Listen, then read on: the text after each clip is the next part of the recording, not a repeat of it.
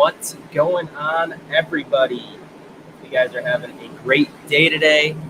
I don't even know if you guys can hear me or not, but I am going to be streaming a little bit of this Cardano summit that we have going on. So it's kind of a virtual world that we have. Kind of interesting. It actually starts in about 45 minutes. It's getting really laggy. Uh-oh.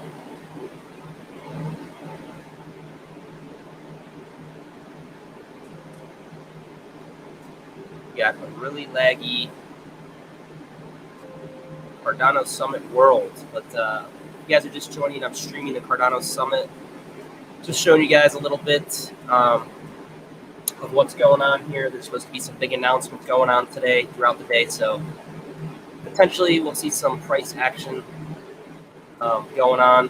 Not quite sure. I know 45 minutes, Charles Hoskinson is the CEO. He's going to be talking. But they have a whole slew of things for the next 2 days. So they have like a main stage, utility, governance, impact, adoption, community, catalyst. And then they have what time of the day and who's talking. They got like the main stage, building great products in Cardano, governance, impact, building community in Africa.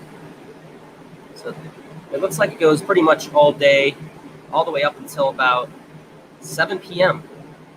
That's at least today, and then tomorrow starts over at 11 a.m. Eastern Standard Time. Yeah, there's just a bunch of different things going on, so it's kind of cool. Just figured I'd show you guys this real quick. The virtual world, you can like go up and talk to people. Like, let's just go up to a group of people, let's test it out right now, kind of thing. But like I said, there's different like areas you can go to and beam up, and they also, which is kind of cool, they have collectibles. And I don't know how I found them. Sometimes I've apparently collected 3 of the 7. Cardano logo, magical bison, friendly spirits. That looks like they had a typo. Beautiful butterflies, flying stingrays, which you can see, tree of life, and a gentle turtle.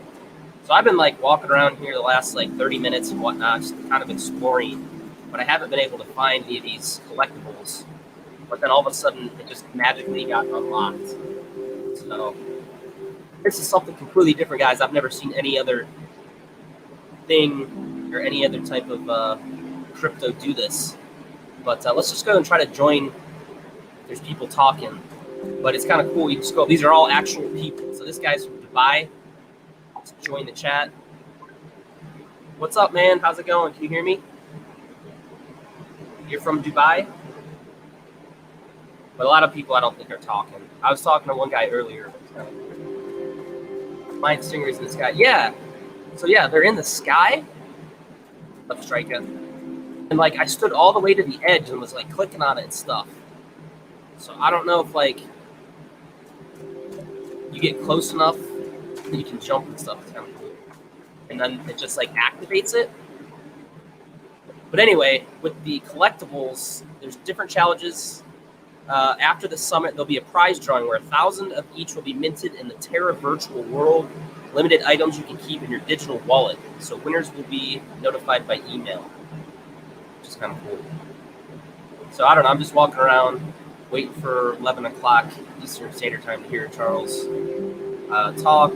And then I got some other things I got to do today. I got to get my car looked at. They did a detail on it and ended up scratching the heck out of it,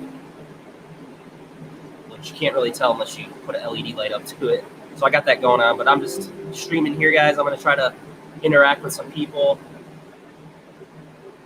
Up, Darko, how's it going? Yeah, man, I've been just messing around, just joining chats, and some people are talking. Some are. Hey, what's up, man? How's it going?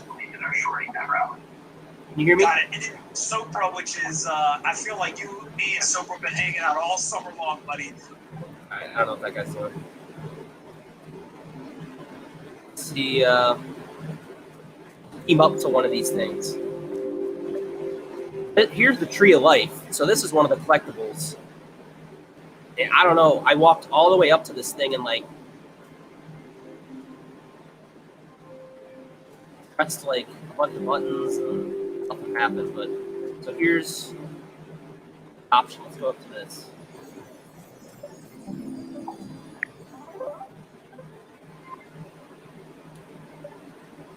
Yep. 40 minutes till Charles starts. Let's see if there's like a conversation. But yeah, I guess this is like what one of the rooms look like. So this is the adoption, but every room at first is going to be playing the keynote announcement, and then throughout the day, like I said, there's a calendar of events. You can go to whatever area you want, utility governance, and then just listen in on that, I guess. So maybe a little bit later I'll come back when they're actually talking. But right now I'm just kind of exploring it. It's kind of cool. Here's some people talking over here and see what they're up to.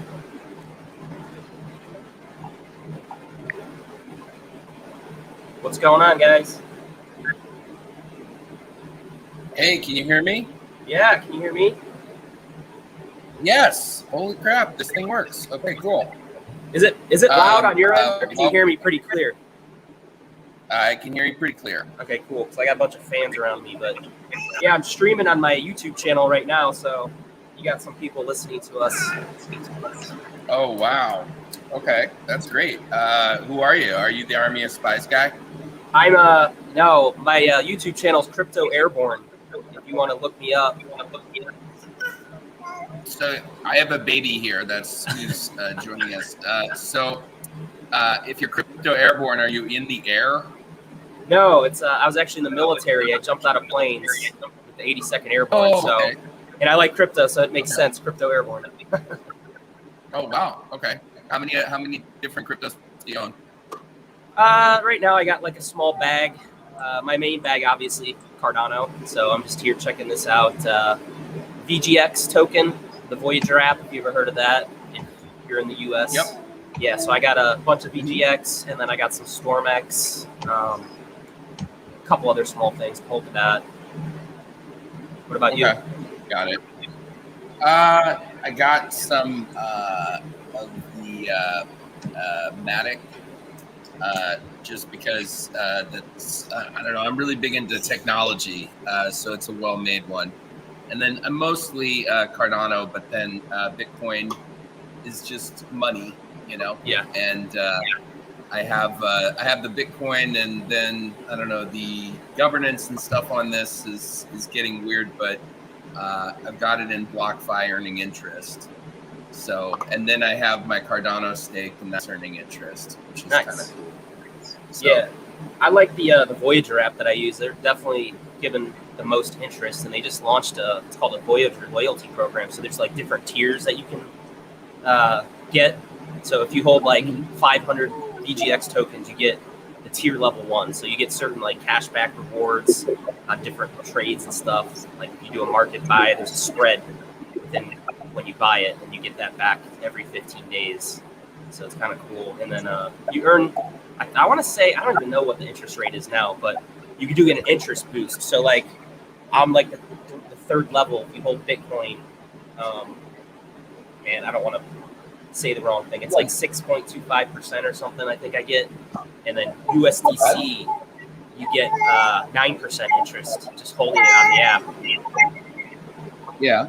Up So, to, hey, I forgot to say it. Thank you for your service. yeah, no problem, man. I got out Yeah. back in 2016, so I've been out for a little bit, not too long. Yeah. Well, it's a really interesting field, just because I believe we're in a fourth industrial revolution in a way, and banking is one of the only things that hasn't been revolutionized by technology. Like, we kind of have these antiquated systems, and then, you know, just about everything has been, you know, completely changed by the internet. So, Yeah. so I'm excited to see what happens with these coins. Yeah, especially Cardano. You got any ideas on big announcements you think they're gonna reveal today, tomorrow? Well, I don't know. Do you follow Army of Spies? No, never heard of it. Okay, well, Army of Spies is a guy who does a Cardano post every day, and then he's got a pretty big network of people coming up with a bunch of, you know, different speculation, that type of stuff. But then what I like about him is he bases it off of evidence that he puts up on his show. So the Army of Spies guy says that he's thinking that there's going to be an announced partnership between Ethiopia and Cardano, which is really big because, it's an emerging country with a population that's, a little bit less than the United States. And then another possibility is some, funding dApps and something with Coty. Coty is another coin. But the Army of Spies guy, he does a really good job. That's why I asked if you were the Army of Spies guy, because he said he was going to be at this thing too. Oh, nice. Is he on Twitter? I'll look him up right now. I got it pulled up. No, he's at YouTube. He's got a YouTube channel. Okay. So here, how do I find your YouTube channel? Just Crypto Airborne? Yeah, Crypto Airborne. It should pop up. I started about a month and a half ago, and I've just been grinding it out, doing like videos every other day. I do live streams. I'm big with the Voyager community, so I do a lot of stuff with the VGX Heroes, it's called. But yeah, just check it out if you get a chance. I'll check out Army of Spies too. Okay, Airborne Cryptologic Language. I'm just looking for YouTube. But what do you think the announcement's going to be? I mean, what I want is for Bill Gates to just pop on the screen and say, hey, even though I'm not the CEO of Microsoft anymore, I would like to, make a partnership with you guys. Okay, so I'm just looking up Crypto Airborne on YouTube. And Airborne. Yeah, Airborne. Yeah. Okay. Go ahead. Yeah, I think it's going to be like an Ethiopia announcement or some type of further, like, official partnership or something, either with the government or something. Okay, I think I see you. You're the gentleman wearing the Airborne hat, right? Yep. Well, I'm live right now, so you might see me. Yeah, I see you, and I think I see myself. So how about I follow you? Cool. A lot of people in this listening in. Yeah. 444. Yeah, it's good to know that this voice thing works because I didn't know that it actually worked. I was walking around talking to people. I went into the waterfall and there was somebody talking about swimming and waterfalls and stuff. So I thought that was kind of cool. Hey, are you able to see where I am? I'm just waterfall and there was somebody talking about swimming and waterfalls. I don't know which. Yeah. Are you able to see where I am? No. Yeah, I think I've seen Crypto Airborne. What's up, guys? I'm quickly subscribe and then like it. Hey, you're doing good way. I'm doing pretty good. I don't know who's talking though. Yeah. All right, I'm gonna pop out of here because I'm getting a lot of feedback. Ooh. There you go, guys. We had a little group of people going on over there. It's kind of cool. Just networking, man. This is what life's about, even if it's in a virtual world. Kind of cool.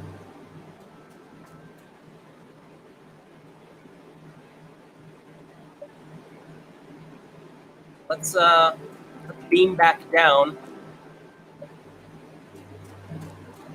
Let's go see what these guys are doing over here. UK, just chilling under the waterfall. All right, we're gonna beam back down.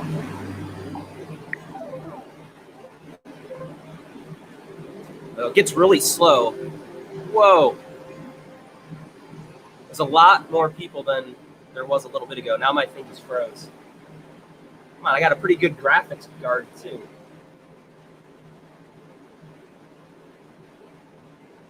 Whoa.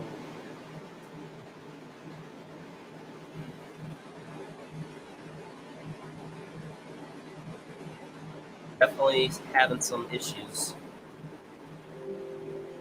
I'm gonna check out this Army of Spies guy. Daily Cardano News. Let's look him up on YouTube.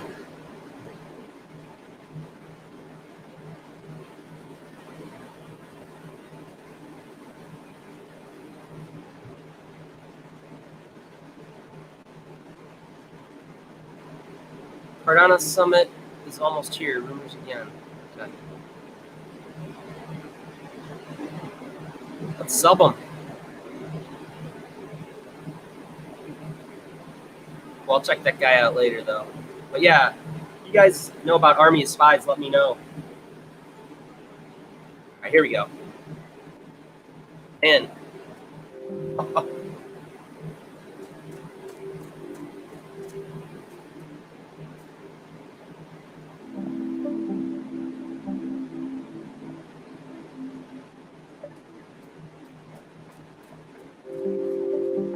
oh, look, guys, I got the Tree of Life. See, I don't know what's going on with these collectibles that you can find, but I was walking around the Tree of Life, which is right here in front of me earlier, and nothing happened, and all of a sudden it just popped up that I found it. So maybe it just takes into consideration the amount of time that you. Oh, what is this thing? I think it's all jacked up right now. Huh. What's up, Grant? Thanks for joining, brother. He is legit. Check him out. For sure, man. Thanks to Grant. Man, we just met him in the Cardano virtual world. Now he's on my live stream. What's up? Yeah, I tried to look to see if anyone else is streaming right now, and I couldn't find anything. So maybe I'm one of the only people on YouTube streaming live. I mean, there's not much going on right now, but interesting. What is this little thing?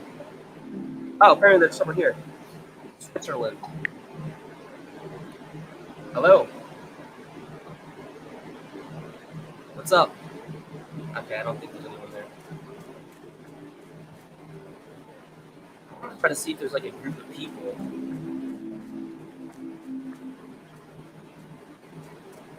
Where's the main stage? Which one is that? I wonder if I can like beam myself there. Ooh, there's a chat. Chat is limited to one message every 15 seconds. Let's see.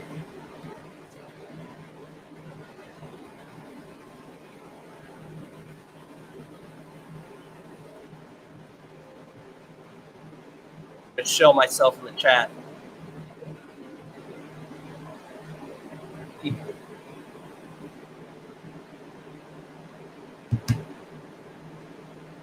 It's glitched out so hard. Okay, guys, so I'm not the only one. It's glitched out so hard that I'm under the map. Looks like we're playing up above a giant turtle. Hi, y'all. We're troubleshooting some lag issues. Avatars are expected to disappear and reappear. I tried to stream in Twitch, but my network speeds are so poor. US needs to really have something done about this. Jeez. So I don't even know if my message went through.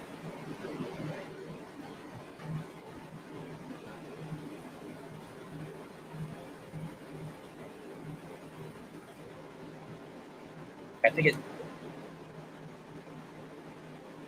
There we go.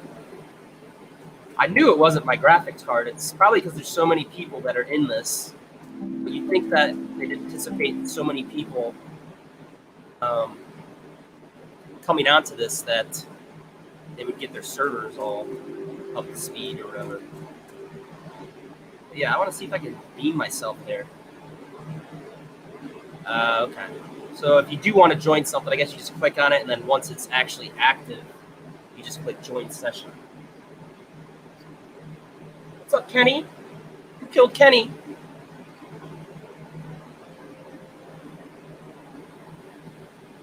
All right.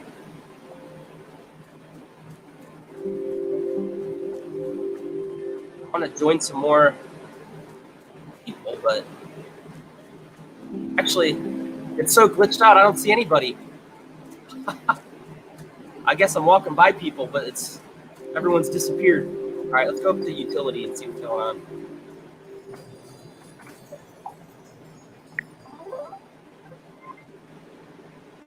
What do we got going on? Yeah, it looks like they're having a tech issues, guys. There's people, all these people here, but you can't see the avatars.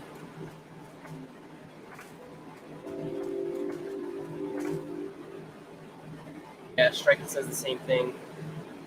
No people either.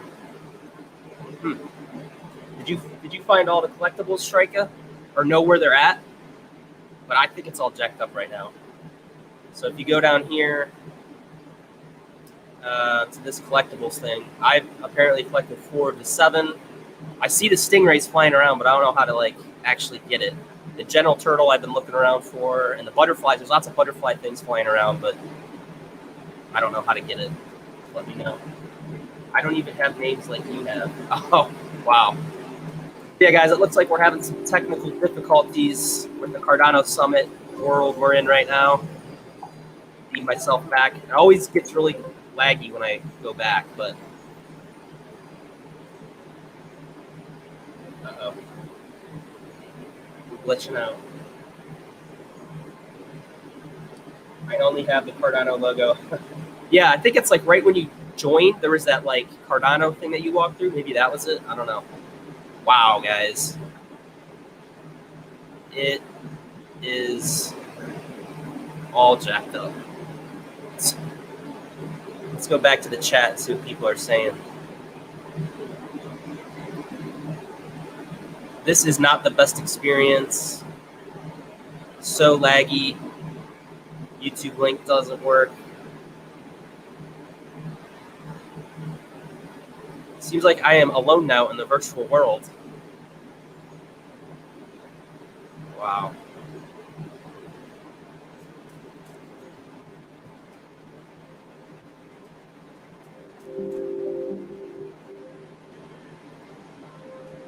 Let's go to where's the main stage at? It's community. We got adoption. We got some people I'm walking through. Let's go over to governance. You can jump too, guys. Jump around, and I guess you can change your avatar around and whatnot. Well, this isn't working anymore. If you click the little avatar thing down here, you can like make them bigger or smaller in different colors, but it's not working yet.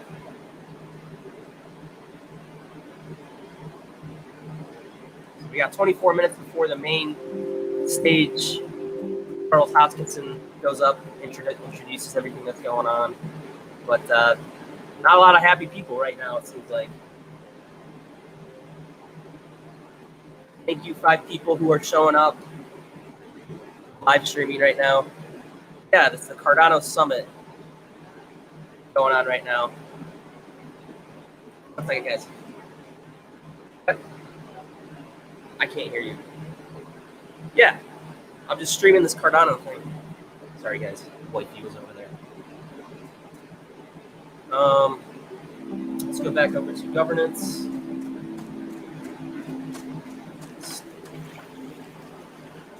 Keep the chat up so we can see what other people are saying. Make the screen smaller to make it run smoother.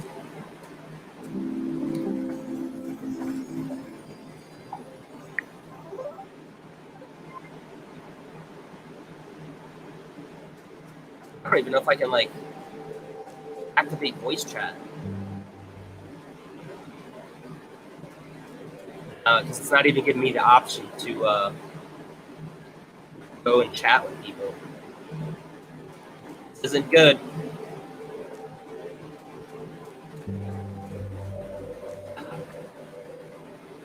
Thanks, Tony. When will Nervo speak? Let's check it out. It's a great question. We'll look at the calendar.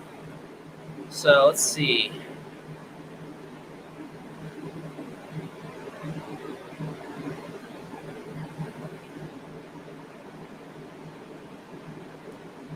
Maybe under Bridging the Multi-Chain World, guys. That might be it. 1:50 p.m. Eastern Standard Time at the utility area.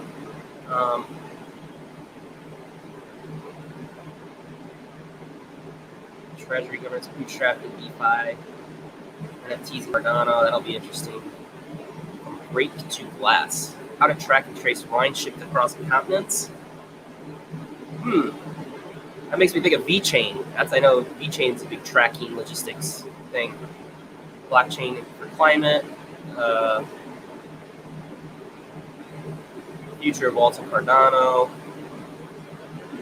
Growing the Cardano ecosystem, Alonzo and beyond.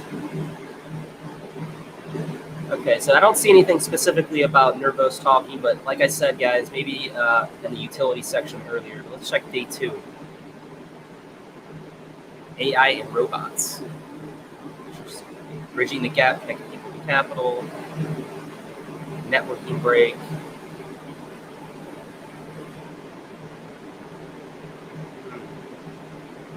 I don't see anything about Cardano, Nervos.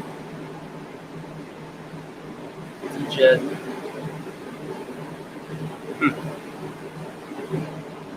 Anti-maximalism, collaboration for industry growth. I like that. Meeting of minds, Charles Hoskinson, and special musical guests. Interesting. Yeah, Nick. So it looks like it doesn't say anything about Nervos talking, but I'm gonna guess bridging the multi-chain world at 110. They'll probably be talking about it there, so stay tuned for that. All right, let's see. It still looks like it's broken. Let's go back to the chat.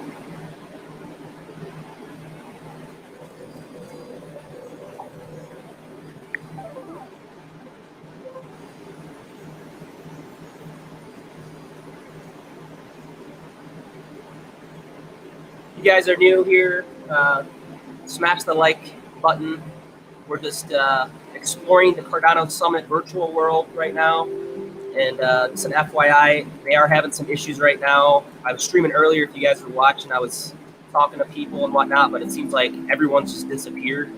It's not laggy now, but still move around.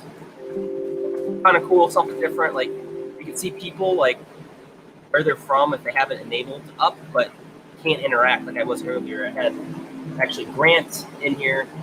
I met him in the virtual summit on one of the, I don't know what it was, Catalyst or Utility, one of them, and just started talking, and now he joined my live stream, so I really appreciate that. What's up, Nick? So, yeah, not much going on, guys. Walking around. Like I said, there's collectibles they have. 7 collectibles where it says complete different challenges like watching a video to earn unique collectibles. After the summit, there'll be a prize drawing where 1,000 of each will be minted in the Terra Virtua world. These limited edition items will then be yours to keep in your digital wallet. Winners will be notified by email. So I was like, oh, what's Terra Virtual? Because I didn't know what that was. So I had that pulled up. It looks like it's in beta, but kind of like a virtual NFT type of thing. Art marketplace, kind of cool. I guess they partnered with the Cardano Virtual Summit, so maybe I'll do some coverage on that later. But yeah, there's collectibles. I don't exactly know how you find. Whoa! Here we go. Okay, looks like they just fixed it. So we'll try to do some interaction, some networking with some more people here. Now we're lagging out, and I just jinxed it. So it looks like everybody came back there for a second, but yeah, go back to the chat. Too many people, yeah.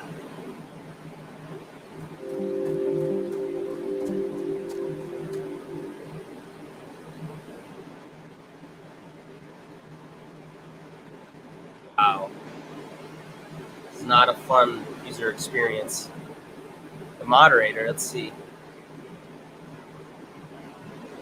Are you going to fix the lag? I'll just type that. I don't know.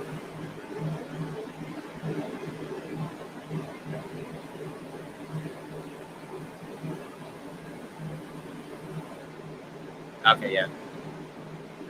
So they are troubleshooting some of the performance issues. Popped up there for a second.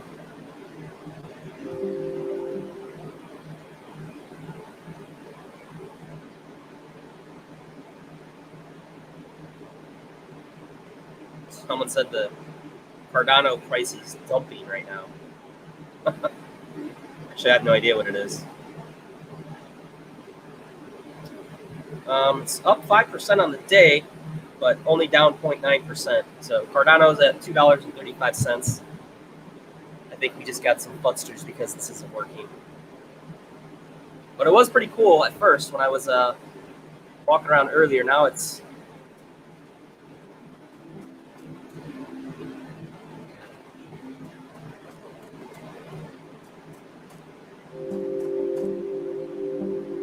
what's up, guys? Thanks for joining, all 13 of you guys. Smash that like button on your way and subscribe if you aren't subscribed. I'm Crypto Airborne. I do daily news and updates. Currently streaming the Cardano Summit, which starts in about 20 minutes, 11 a.m. Eastern Standard Time. We're in the Cardano virtual world where there's different stages. There's going to be people talking all throughout the day. Lots of big news and updates apparently coming from this two-day event. Ooh, the voice chat's back. So we're going to go into a governance. It's still a little laggy right now, but it looks like they have other avatars, which are actually people working. So I'm going to try to slowly make my way over to governance and beam myself up.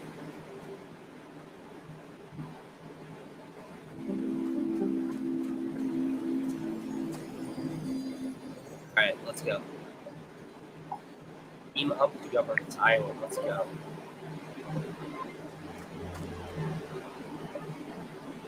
Let's join this voice chat. What's up, guys? You guys hear me? We got someone from Melbourne, Australia. Or you guys don't have your mic enabled.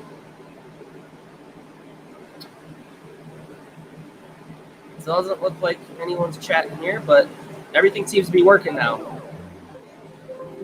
Whoa, I don't know. Whoa! We got something going on, guys. Here we go. Live as you guys can be. Well, they just fixed it literally right before it started. All right, I'll be quiet. Actually, I'll maximize this.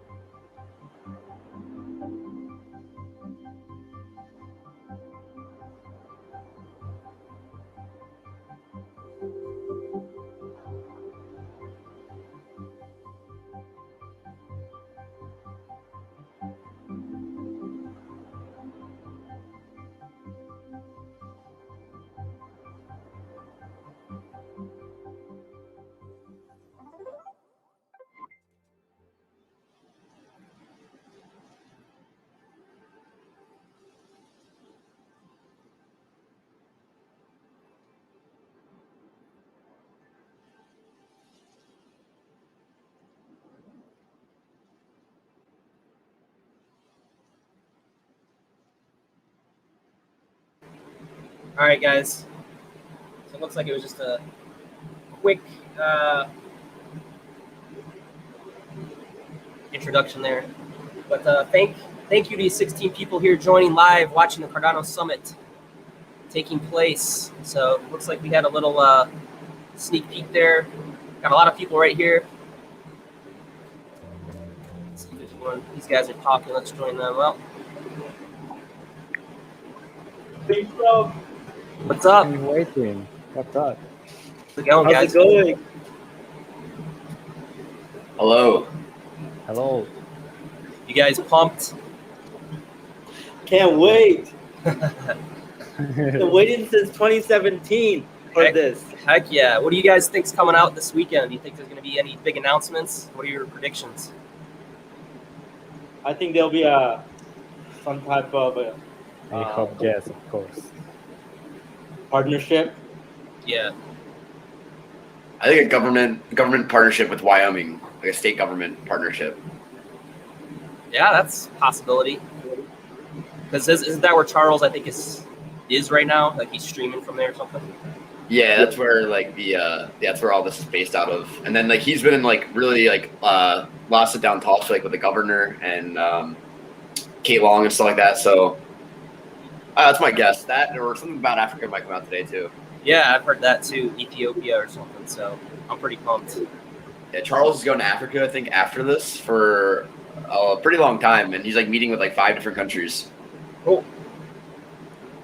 Yeah, I'm live streaming right now on my YouTube channel. Just FYI, I got about 22 people listening. Cool, that's awesome. Yeah. This is for 2 days, right? Today and tomorrow? Yes. Yep. Yeah, and it's 8 hours each day, so there's going to be a lot, I guess, to go over. What do you guys do for a living? That's so Okay. beautiful. This. Retired, thanks to Cardano. Nice. Me too.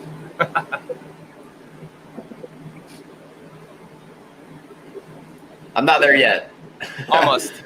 Yeah, patience. Hopefully one day. You guys collect any NFTs yet, or anything yet? Yeah, I'm actually big into Dirt Birds project.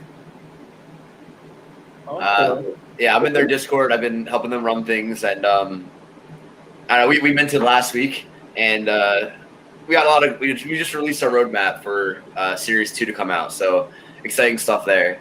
That's the only NFT project I really am involved in, though. Oh, what's it called again? Sorry.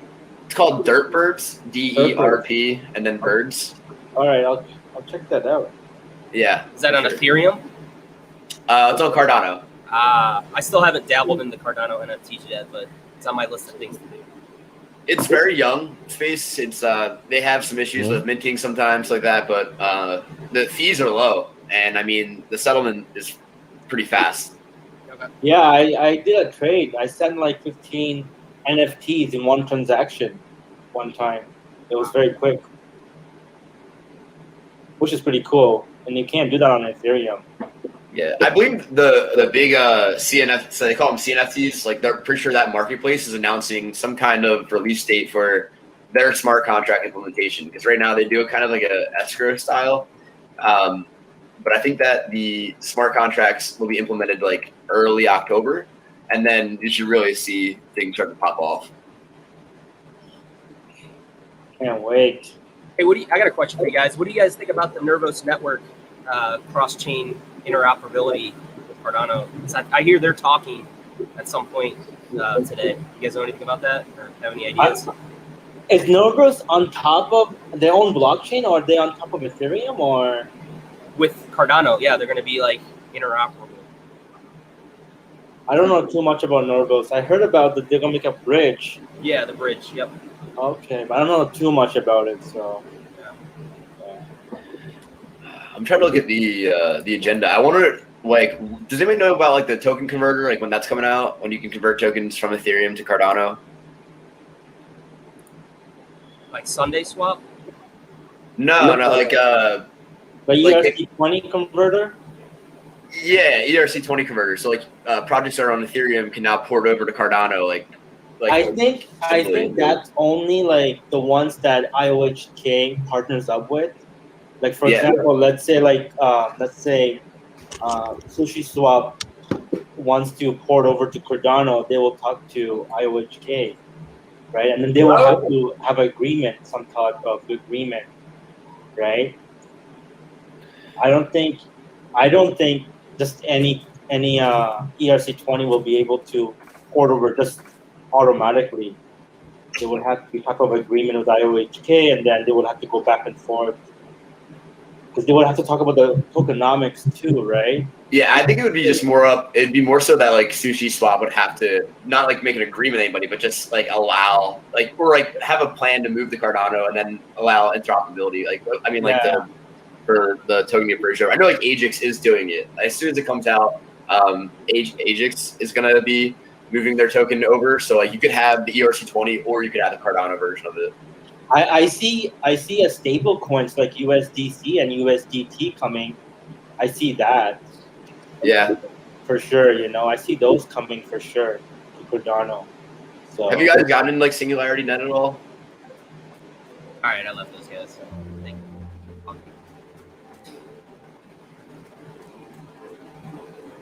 It seems like everything is back up and running, guys.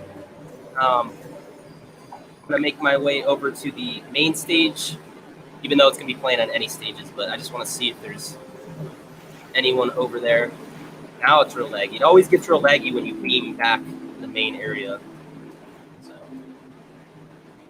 yeah, if you guys are just joining us, I'm streaming the Cardano Summit, and now it just froze. But make sure you guys smash the like, subscribe if you aren't. I'm Crypto Airborne. I do daily news and updates, live streaming. I'm big with the Voyager community, VGX Heroes. But yeah, I'm gonna listen in here. We got Charles doing the opening up in about 7 minutes, 11 a.m. Eastern Standard Time. So I'll be streaming that, and then once he's done talking, I'll probably end the live stream. I got some things I got to do today, but I'll probably be on and off here today, live streaming. You guys who don't have access, and if there's any big news and updates, I'll probably do a video as well. So it's pretty cool.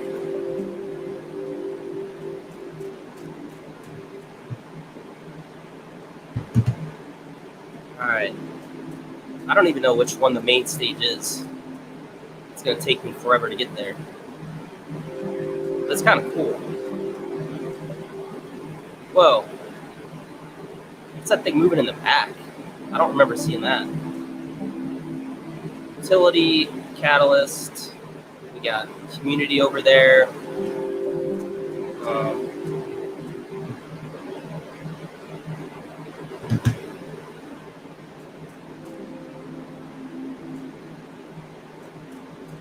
Actually, at this point, I don't really care where I'm going to go.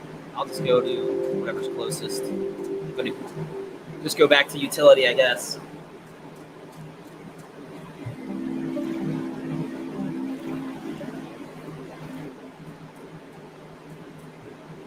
That's really big.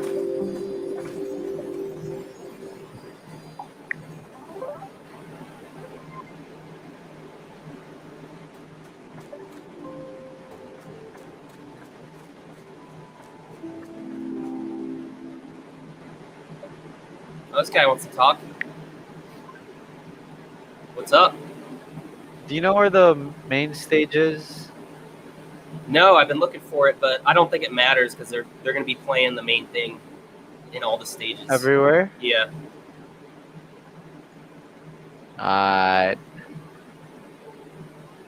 What's good? What's going on? It's pretty cool. Yeah, that's pretty dope. Where are you located? In the suburbs. In the summer. Yeah. What about you? I'm in New Jersey. Alright. Yeah, I'm actually live streaming on my YouTube channel right now. I've got about 31 other people watching us.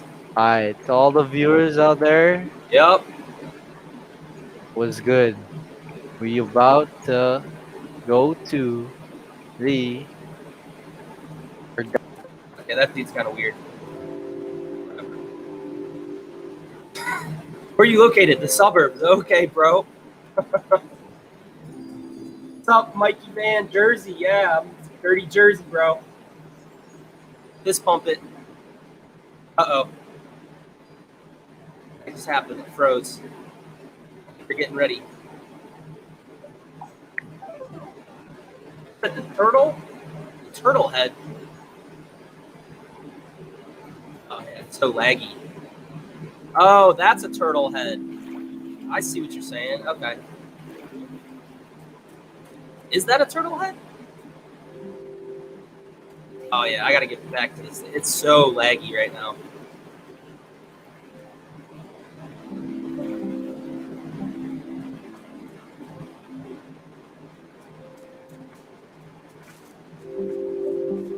You guys are just joining us 3 minutes before Charles Hoskinson goes live, opens up the Cardano Summit 2021. Glad you guys can make it. All 35 of you guys, smash that like button on your way in. Subscribe if you aren't subscribed. I'm Crypto Airborne. I sound like a robot right now, but I'm like half asleep still.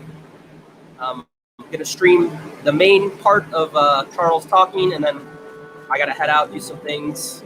It's Saturday, but appreciate you guys viewing. Did I see the schedules correctly? It's going to go until 7:30 p.m. Kenny, let me just double check real quick. calendars. We got day one going all the way until the last is at the main stage 7:05. Charles and specific music guest talk NFTs for good. So yeah, it looks like it's going up at 7:05 p.m. today, but there's a bunch of stuff, you guys. Every stage has their own topic of discussion. You got main stage utility governance, impact, adoption, community, and looks like nothing for community. Well, community catalyst, yeah. We'll meet the proposers. So yeah, there's a whole bunch of different things. You guys are just joining us. Thank you to all four of you guys. This is the Cardano Summit 2021. We're just live streaming it here. We got the upcoming session with Charles introducing everything here soon. So we got 2 minutes counting. You guys have anything in the comments right up below? But you guys have any ideas what's gonna go on today? Any big announcements? I'm hearing Ethiopia, partnership contracts, something in Africa, something in Wyoming, partnership with their local government. I know Charles is there right now, but yeah, let's see, we got a group of people here.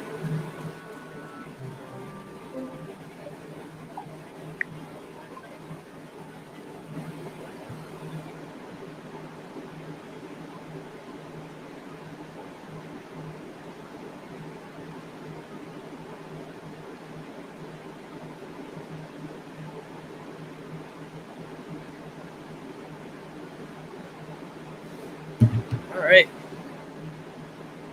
What's up, guys? Can you hear me? Yeah. How are you? I'm good. I'm pumped. 1 minute. Hopefully we hear something good. Yeah, I hope so. Yeah. Oh, here we go. Doesn't get mad at me if I go early, because that's when the live stream starts. So can you guys do that? Sound good? Good. Oh, look at that. That's where we are. Good. All right, guys. I'm gonna put the main screen up. Who's the stay cool operator in here? Yeah? Ada holder? Everybody. Nice. Plutus Pioneer. Whoa! We have a ton of Plutus Pioneers. Welcome. It's going to be an incredible 2 days. 4, 3, 2.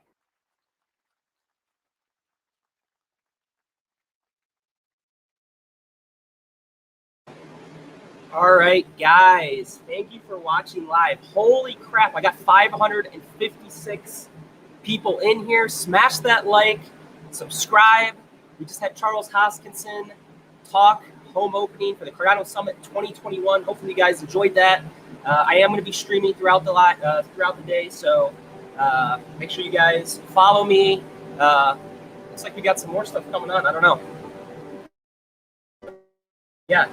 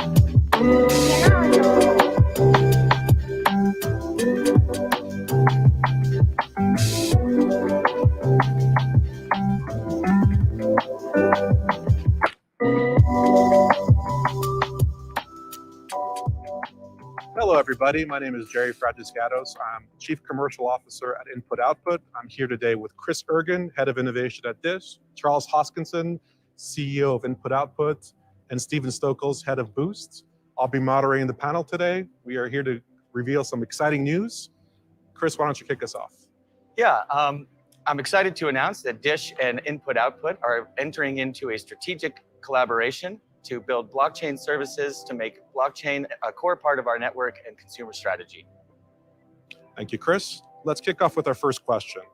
Broadly speaking, where is the point of connection between the blockchain world and the telecom space? Charles, why don't you kick us off with that discussion? Yeah, so the telco world is a really interesting world. It's about the movement of people, value, data across space and time. And it's really been the key driver of the internet, the key driver of many of the things that we take for granted. And it's gone through many iterations and revolutions, from the old telegraph days to the phone line days to actually starting to transmit actual computing data.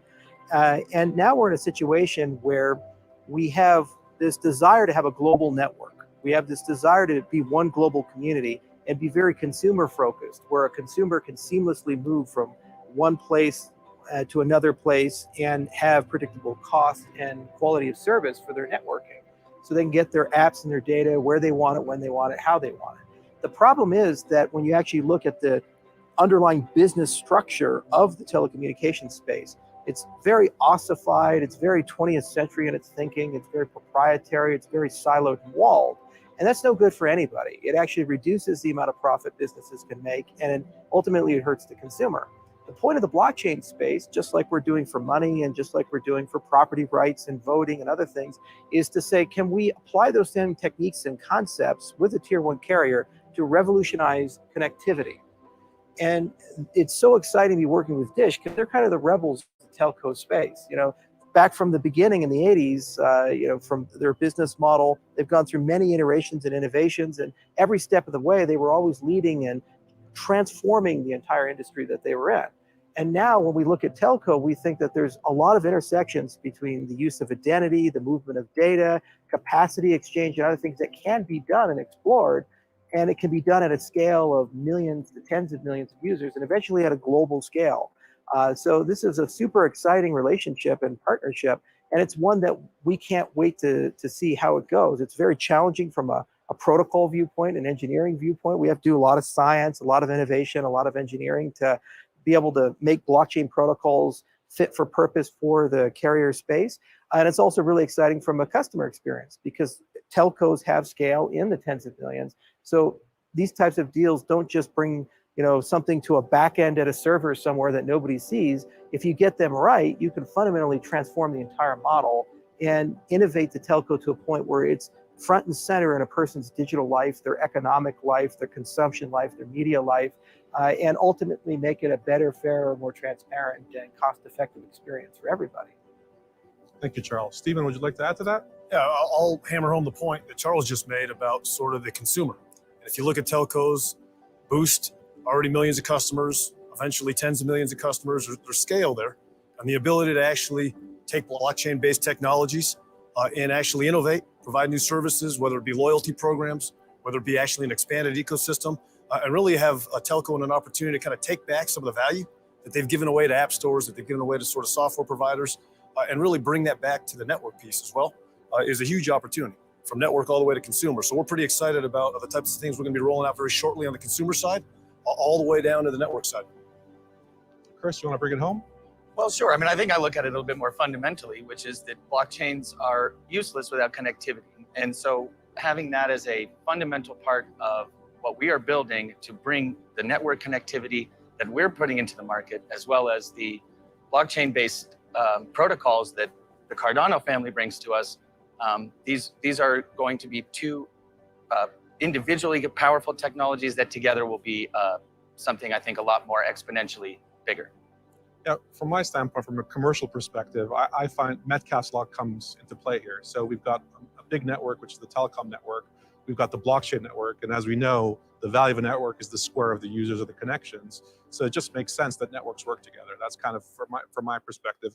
And we see it in the market, that we see this push towards networks working together, interoperability, is a big thing in our industry, and I think it's only going to grow from here. Yeah, and one of the core goals of blockchain is about empowering the edges. And it's kind of funny to think of a Fortune 250 company as being on the edges, but in many cases, the way the legacy economy is working, that happens. Whether you're Dish or a small business, in some cases, you're at the mercy of the legacy banking system. You're at the mercy of a lot of older regulations and older legacy business models or monopolies or other things that you just have to accept as a fact of life. And this becomes an enormous cost center and ultimately deteriorates the quality of the product and reduces the overall profitability of the enterprise. So the same types of things we're trying to do to transform the life of someone in Senegal or Ethiopia or Tanzania, Zanzibar, at the very individual level, the farmer, the small business owner, the university graduate, we actually try to do to transform the institution, the business. And we're really excited about how can blockchain technology be used for a client like Dish to actually allow them to take back some of their autonomy and power about the relationship with their customer, how payments work, how identity works, and ultimately how they want to do business and compete in the 21st century. Because they're a business, they have the right to do that, and it shouldn't be taken for them because of artifacts of legacy systems or other problems. And ultimately feel that if this is successful, it'll become the default business model for the telecommunications space, which will continue that reputation legacy Dish has had of always being one of the first movers and the disruptors in this space. So we're really excited to see where this goes. Yeah, I think there was one point that surprised me when we started working with Dish and Boost. Input Output is really focusing on the emerging world because people are underserviced there. But when we started working with Dish and Boost, we realized that there's a large population within the US that's also underserviced, and blockchain can actually fill that gap in the first world as well as the developing world. That was another discovery that I made working with Dish. So how did the collaboration between the Dish family come about, and what is the ultimate aim of the partnership? I know this started between Charles and Chris through a mutual connection. Why don't you kick us off on this topic?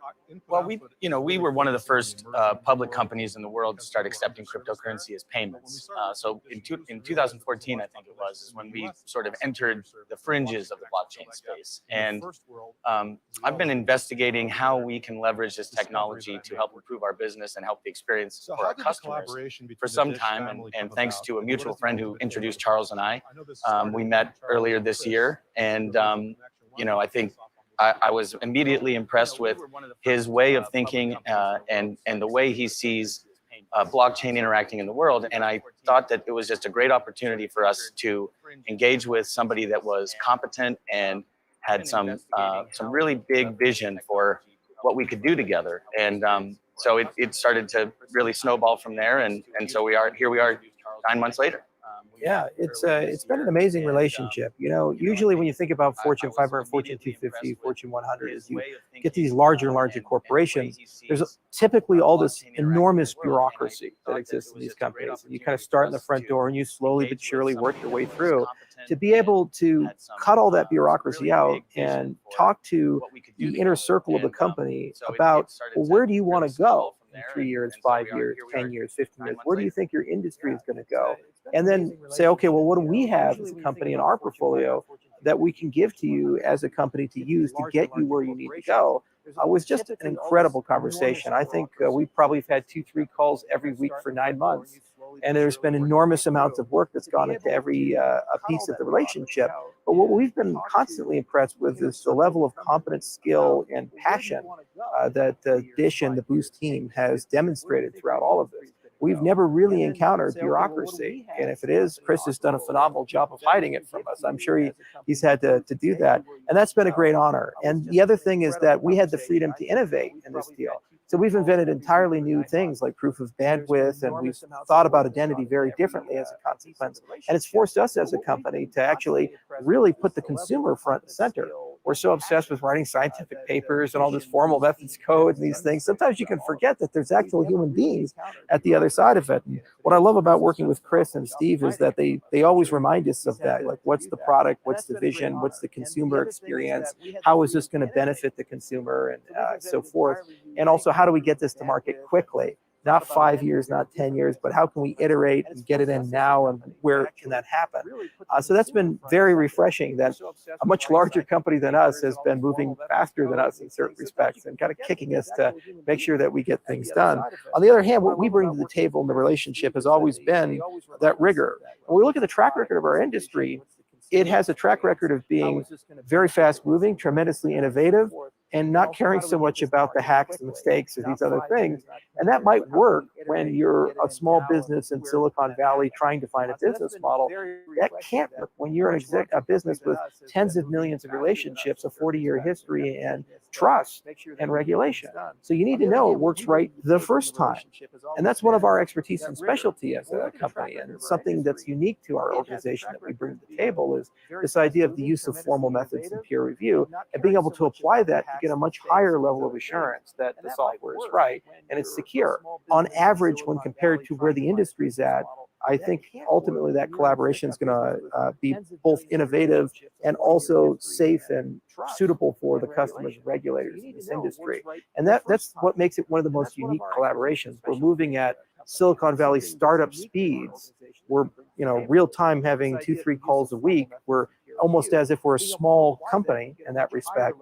But yet the products, the services, the infrastructure is being built in a very safe way. And I don't think anyone's ever done a collaboration like this before of this nature. And it's been real fun, real hard, but real fun. Stephen? Yeah, and it's not just the technology that's been impressive about Charles and team, yourself included.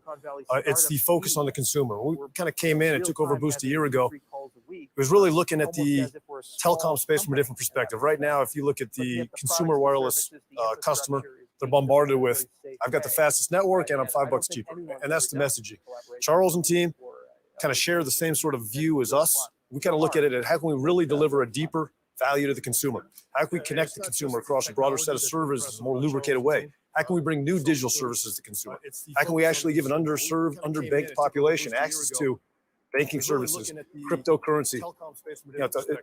Bitcoin is number 2 most searched term on Google right now, yet if you look at the actual data, there's still under 15% that actually have ever even owned a Bitcoin, let alone the rest of the crypto infrastructure. So when you look at it from a consumer perspective, that's what makes, I think, IOG, Team, Charles, you get Jerry, very, very sort of unique in that they not only understand the technology and how to scale, and how to do it in a way that's very sort of startup centric and rapid, but also the consumer, and they have a very strong consumer focus, as do we, and a consumer focus from really providing value, real, true, intrinsic value to the consumer. And at the end of the day, if you do that, you're going to win from a consumer business like Boost. And so that shared sort of ideology and passion is what I'm most excited about. I also feel that there's almost a natural connection in the sense that the way people mostly interact with the blockchain space is through their mobile phone. And also at the base layer, the infrastructure is the mobile telco infrastructure. So I almost feel that the two industries are gravitating towards each other. And we've seen this in Africa with World Mobilecom already. And with Dish, this is expanding like by a factor. So I see more and more of this happening in the industry. And it's going to be fun to explore emerging markets.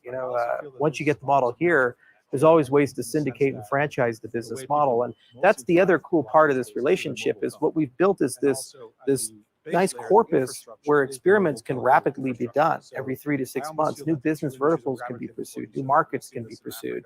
And then basically Dish and Boost are in the driver's seat in that respect. And they get to decide, hey, well, what do we want to do this quarter? What do we want to play with this quarter? And every time you do it, the cost of experimentation goes down and you preserve all the ground that you've gained. And you also, in many cases, will gain customers from other less adventurous and less innovative telcos. So overall, the entire subscription base grows. So that's the other part of the deal that always gets me excited is that if it was just about making something 5% better or 10% better or shaving off 10% of a cost, it's a very boring job. What we're talking about here is the capacity to reinvent what it means to be a telco company in a 10-year period or a 15-year period.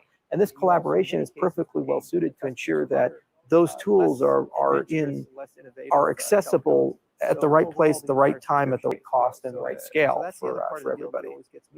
Let's talk about identity, or decentralized identity to be more precise. So this is a crucial foundational component for our emerging partnership. Our product's called Atala Prism. How does Atala Prism help your customers at Dish and at Boost? Steve, why don't we start with you on this one? So it's really on 2 major facets. Obviously, there's or maybe not that obvious, but there's a huge sort of data protection and privacy advantage to having a sort of decentralized identity, security, anti-fraud, etc. So from a technical perspective alone, there's huge value. But above and beyond that, When we talk about sort of deeper consumer value, it provides the ability to really ramp and scale a third-party ecosystem where consumers can participate in new services seamlessly without having to go through a lot of rigor. And that allows consumers, like I said from the get-go, who are potentially cut off from certain services, whether it be banking, whether it be sort of anything, gambling, commerce, you name it. It allows for a very sort of lubricated, transparent kind of entry into new offerings, as well as just making the third-party ecosystem more robust and more sort of scalable. So we're excited about that from multiple facets, and I think we'll start to prove out the real power of decentralized ID very quickly here. All right, Charles? Yeah, it's identity is such a fundamentally human thing, and it's amazing that we haven't, as a collective global society, figured out this problem yet. We have passports, we have driver's licenses, we have paper identity, we have some notions of digital identity, but right now digital identity is a very fragmented affair. Your digital identity you use to register to vote is distinctly different than how you manage your medical records, from how you manage your personally identifiable information with regulated financial institutions. And even the people you would think would get it right about safety, security, privacy have gotten it horrifically wrong. I think one of the biggest moments in US history was the OPM hack, the Office of Personnel Management. There, you have a database that contains the names and information of all the people who applied for and got security clearance. So our spies, our generals, our military, deeply personal information about them, their relationships, other things, held by a very secret government agency. It gets hacked and 22 million files have been lost since the 1970s. If that kind of agency has difficulty keeping data secure, it's unrealistic to assume that Fortune 500 small businesses, individuals are going to be able to do that in the old paradigm. So you need to change the paradigm a little bit and push power to the edges and put the consumer front and center with their digital life, and their access control, their personally identifiable information. And to Stephen's point, the ability to create liquidity where you can easily move between these different fragmented systems is incredibly important, because that liquidity ultimately is the difference between you having $10 of revenue and $1 million of revenue. It's the difference between a low value customer that's worth 50 cents lifetime value and $2,000 lifetime value. The more that they do in your ecosystem, the more they can do in the ecosystem, the easier it is for them to connect the services. The easier it is for third parties to come in and connect their services to your services. That is really where we need to be at in 2021 and beyond for businesses to be competitive. And when you talk about identity and data, it seems to be stuck in a very 1980s, 1990s mainframe paper world. And very rapidly, the next 3 to 5 years, that's going to fundamentally change. You see it with Facebook and the metaverse. You see it with some of the products Google is building. You see it with All right, guys, I'm refreshing it. Let's see if it works. I don't know where it's going to take me.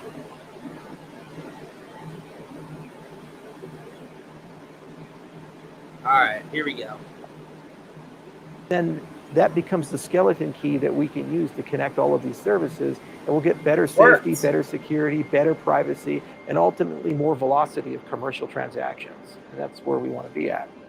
Chris? Yeah, I think Charles said it pretty well there, but in the United States, our Social Security cards are an actual piece of paper. And to think that your identity and your ability to prove your identity can be ruined by spilling a cup of coffee onto a document is very old world. So we're very excited to be moving into the future with identity and how we can utilize that to enable a host of services, and it won't be able to be ruined by an accident.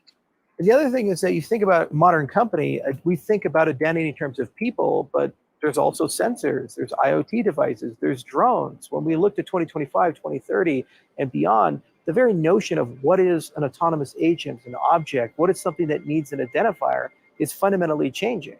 And being a telecommunication company, there's probably more non-human things that you guys have to identify in your stack than human things in the stack. So what's so beautiful about this collaboration is what we're trying to figure out is bedrock. So we're trying to figure out what is a universal identifier that's built with standards, like through the W3C and so forth, that's open and not vendor specific, that can be integrated into this type of infrastructure. So then not only you build on that and get a lot of great functionality about that, but then you have maximum business flexibility in the places you want to go, the people you want to work with, the systems you want to interoperate with. For example, this Cardano collaboration is great for Cardano, but at the end of the day, these credentials and assets can very easily also be embedded in Ethereum and Bitcoin and other ecosystems. And so that puts Dish and Boost in the driver's seat about what is best for the business, what is best for the customer, what is best for the consumer. And there are going to be many cases where it turns out that there are other experiences that are best. There was another large company that actually had to go through this renaissance, and it turned out to be one of the greatest business transformation stories of all time. It was the transformation of Microsoft. They used to have this very closed mindset of Windows first and forever. We can never work with Android and Apple. We can't work with competitors. We have to build everything internally. And then when they opened it up, they said sometimes it's okay to release an app on an Apple product before Windows. Sometimes it's okay just to be mobile first and not actually have a Windows mobile. And now they're, I think, almost a $2 trillion company, far more profitable, far more resilient, far more love. And that's exactly the kind of transformation we expect to see in the telecommunications space. The first people to embrace open standards, the first people to embrace maximal flexibility in the business model, agility, and to Stephen's point, the ability to create velocity in the commercial transactions, that is the stuff that creates the 10x growth and the 100x growth. And that's the stuff that transforms the telco from just a layer zero boring infrastructure company into a company that becomes a kingmaker for entire verticals in the industry and has a more balanced relationship with their customer base, which will be ever growing. Let me just hammer one point home, because I think what Charles is talking about is extremely important, and bringing it back to the consumer. But other companies, obviously us taking the lead is good for us, but it's also good for a broad ecosystem, everybody who kind of follows. Because if you think about it, if you want access to tens of millions of customers and you're a financial services firm or you're an insurance company, sharing that same underlying digital infrastructure for digital identification allows you to kind of get access in a very seamless way without having to do a business development relationship and a formal 6-month legal documents and a partnership to be able to kind of bring everybody together. And so again, it's not just good for us at Boost and Dish, but it's going to be good for the entire ecosystem and other third parties that want to participate in it. I 100% agree. I mean, I take this one very personally. I think there's a new feature in iOS where it kind of lists all the accounts that have been hacked or have been on some kind of leak. And I looked at the list and it's almost every single one of my accounts. And we've almost accepted this as normal. And if I know personally, if a provider like Boost offers a secure ID where I can be assured that won't happen, I would switch carriers. Of course, like you said, they all provide similar performances. The price points are almost equivalent. If I could get this, I would definitely switch carriers. And I think millions of other people would do the same thing. And I think there's an education to be done, because it almost feels like we've given up this right. We didn't even know that we gave it up. And now there's a new opportunity to get it back. I think that's extremely powerful. Yeah, I mean, there's tons of SIM boosting just within the cryptocurrency industry. Hundreds of millions of dollars have been stolen just by people illegally porting cell phone numbers and getting access to people's Coinbase account and other places. And that's just such a fundamental thing of, how do we know our relationship with our customer? How do we make sure that that customer is actually who they say they are? That should be easy to solve in 2021. But because legacy infrastructure makes it hard, that's a problem. And it's a problem at scale across the entire industry. And to your point, there seems to be a great degree of tone deafness to that, which is because, they're ossified monopolies. And how you win is you disrupt that. And you just kind of bring something revolutionary new. And if you get it right, everybody else follows. And then it makes the entire industry better for everyone. Look, the core principle here is it's the customer really owning their own identity here. And so at the very fundamental basic here, you got a customer who owns his own identity versus a company owning the customer's identity. So I think just even from that perspective, it's a completely different way of sort of approaching identity than sort of the probably 150 different companies right now own my identity. And this is taking it, and it gives me as a consumer the chance to take that back and own it myself. Another big part of our partnership is tokenized loyalty points. This is more for Boost. This is something that will help Boost customers. Can you give us some inputs about how that's going to help the customer, generally speaking? Yeah, absolutely. I mean, if you look at loyalty programs, probably the airline industry is your biggest example of success. And I think you guys have kind of shared some data points. American Airlines, their loyalty programs worth $30 billion of consumer value, right, or of corporate value. But more broadly, you look at the loyalty programs, there's a ton of consumer value that's come out of these. Again, the airlines, third-party ecosystem, I can use those points for flights, obviously, but I can use them for hotels, I can use them for car rentals, I can use them outside of the travel space, I can use them to redeem cash. So they've built out very robust third-party ecosystems. Now, Boost is going to be the first telco to really embrace not only a loyalty program, but a blockchain-based loyalty program. And the reason that the blockchain piece is important here is because we're going to be able to catch up to what the airlines have built over decades in a matter of months, maybe a year, right? We'll have an ecosystem because blockchain gives us the ability to have third parties engage in the ecosystem very quickly, as we've talked about already, allows transferability. So yes, obviously a Boost customer will earn loyalty points by doing various actions, paying their bills, signing up, inviting a friend, et cetera, et cetera. But the ability to redeem those points for not just money off your bill or a new phone, but into cash, into Bitcoin, into Cardano, into a hotel, into a flight, into all kinds of third-party services, into financial services. That ability, enabled by blockchain, will sort of accelerate a loyalty program decades from what it might take if we were just trying to do things and recreate the airline model. So pretty excited about not just the loyalty program we're doing it, but how we're doing it in collaboration with you guys here. Yeah, and what's so cool about this type of a program is it's very dynamic. A lot of loyalty programs are static. You're told what you get, and then you operate within the rules of that system, and that's that. The power of blockchain is openness and basically programmability. So you're in a situation where third parties can come in and find new ways and concepts to be able to integrate and use these types of things where they have identity plus loyalty plus all infrastructure, other such things, and it all just works on a phone and it's all seamless. So it could end up being the #1 consumer of this system 2 years, 3 years, 4 years from now. Is a company we've never met, we know nothing about, and didn't ask permission. They just built in an open store or something like that. That was kind of the magic of Google Play, the magic of the iOS store, was that all these incredible developers, entrepreneurs, and other businesses came, and they had a platform to build on, and then suddenly you could use your flash on your phone as a flashlight. You know, it's just incredible to see the level of innovation that came, and now we're doing that with incentives engineering. We're doing that with loyalty points, and a whole ecosystem can develop. And that ecosystem, as Stephen said, is interoperable with real financial rails. So it's easy to move between different instruments of value and represent different instruments of value, whether that be bandwidth or priority service or cash or whatever it might be. The other thing is that it creates really interesting user-to-user interactions. We do a lot of business in Africa, and one of the great success stories of the 2000s of Africa was the emergence of M-Pesa, where cell phone minutes became currency, which was a really remarkable concept. And so this idea that users now have instruments they can work with for remittances or for whatever they happen to have in their financial life is a really cool concept. And it's going to be really fun to see what the customers come up with. And then, as he said, very rapidly, you could add functionality and features on a quarterly basis to embrace that change so that you can always stay on the bleeding edge of the business model. Yeah, let me add real quick to that point. I mean, we expect an ecosystem that's far more expansive than the airline industry within a matter of years, or even quicker, perhaps. And again, it's enabled there. And look, at the end of the day, if you think about it, you want access to the Boost customer base and the tens of millions of subscribers, you can do that on your own. You can have access and you can be remunerated by these loyalty points for your access. And so it's pretty exciting from that perspective. And from a Boost customer perspective, look, stay with Boost long enough, we might buy your next house, buy your next car. And it opens up all kinds of value to the consumer as they accumulate these loyalty points that actually have value well beyond the Boost ecosystem as it exists today. The thing that excites me the most about it is the innovation that we don't know is going to happen. It's like crowdsourcing innovation. You're creating a platform and people with the loyalty points or maybe some other token will power a host of applications that we can't even imagine today.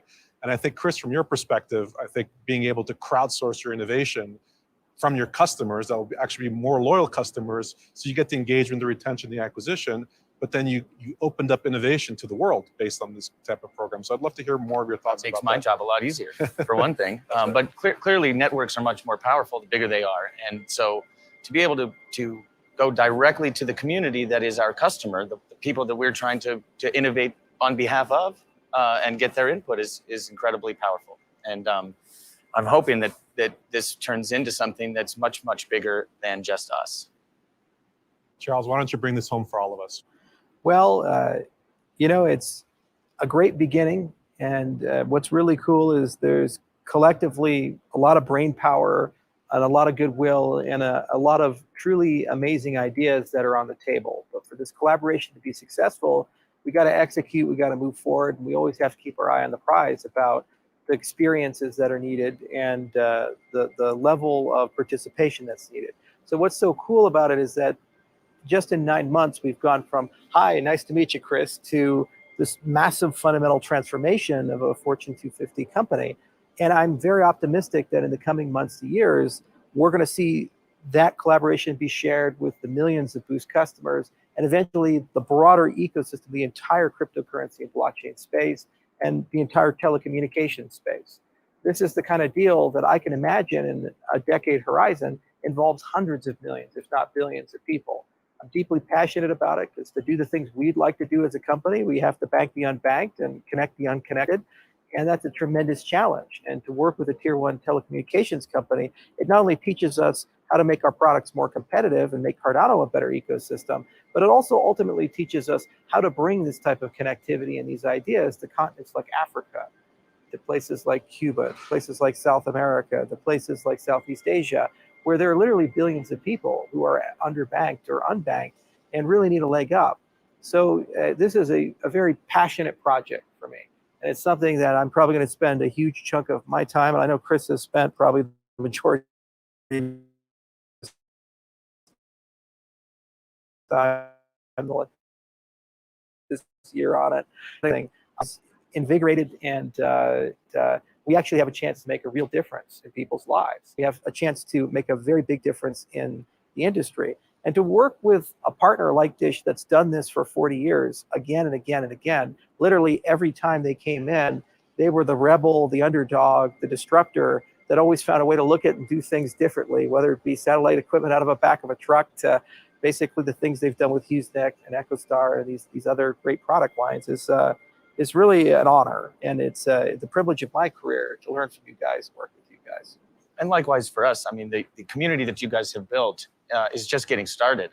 I want to congratulate the Cardano community for getting the Alonzo upgrade launched and deployed just a few days ago. And that's going to enable the community to really take root. And we're very excited to be a part of that. So thank you. It's going to be fun. Thank you, guys. It's also been a personal pleasure of mine to work with you guys. It's part of it is always how much value can you bring, but you reach a point in your career where it's just, I want to work with people I like working with, and it's been a personal pleasure of mine to work with you guys. Thank you.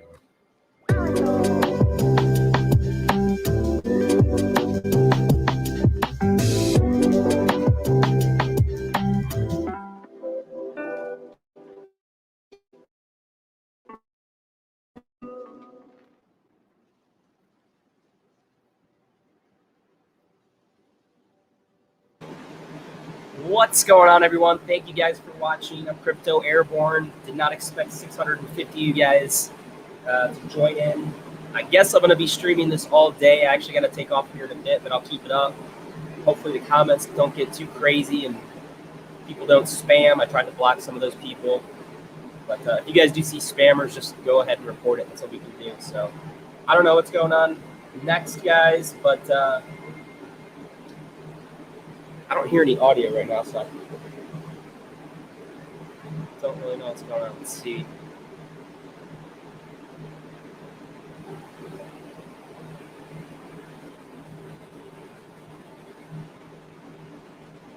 It's kind of like a transition thing. Let me check out the calendar of events. Let's see what we got. What time is it? It's 12:19 p.m.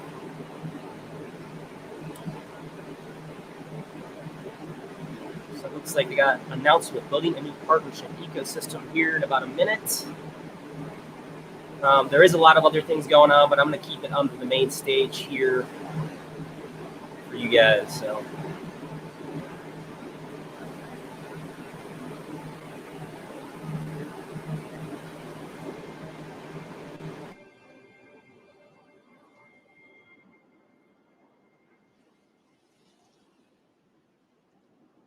So at the Cardano Summit, we've announced a strategic collaboration with Chainlink Labs. Nikki Arias-Singer is their head of blockchain partnerships, and he joins me now. Nikki, many people will have heard of Chainlink, but perhaps you can tell us a little bit more about what you do. Hi, Tim. Pleasure to be here. Absolutely. I got to refresh it. I heard some background noise, guys. My bad. Hold up.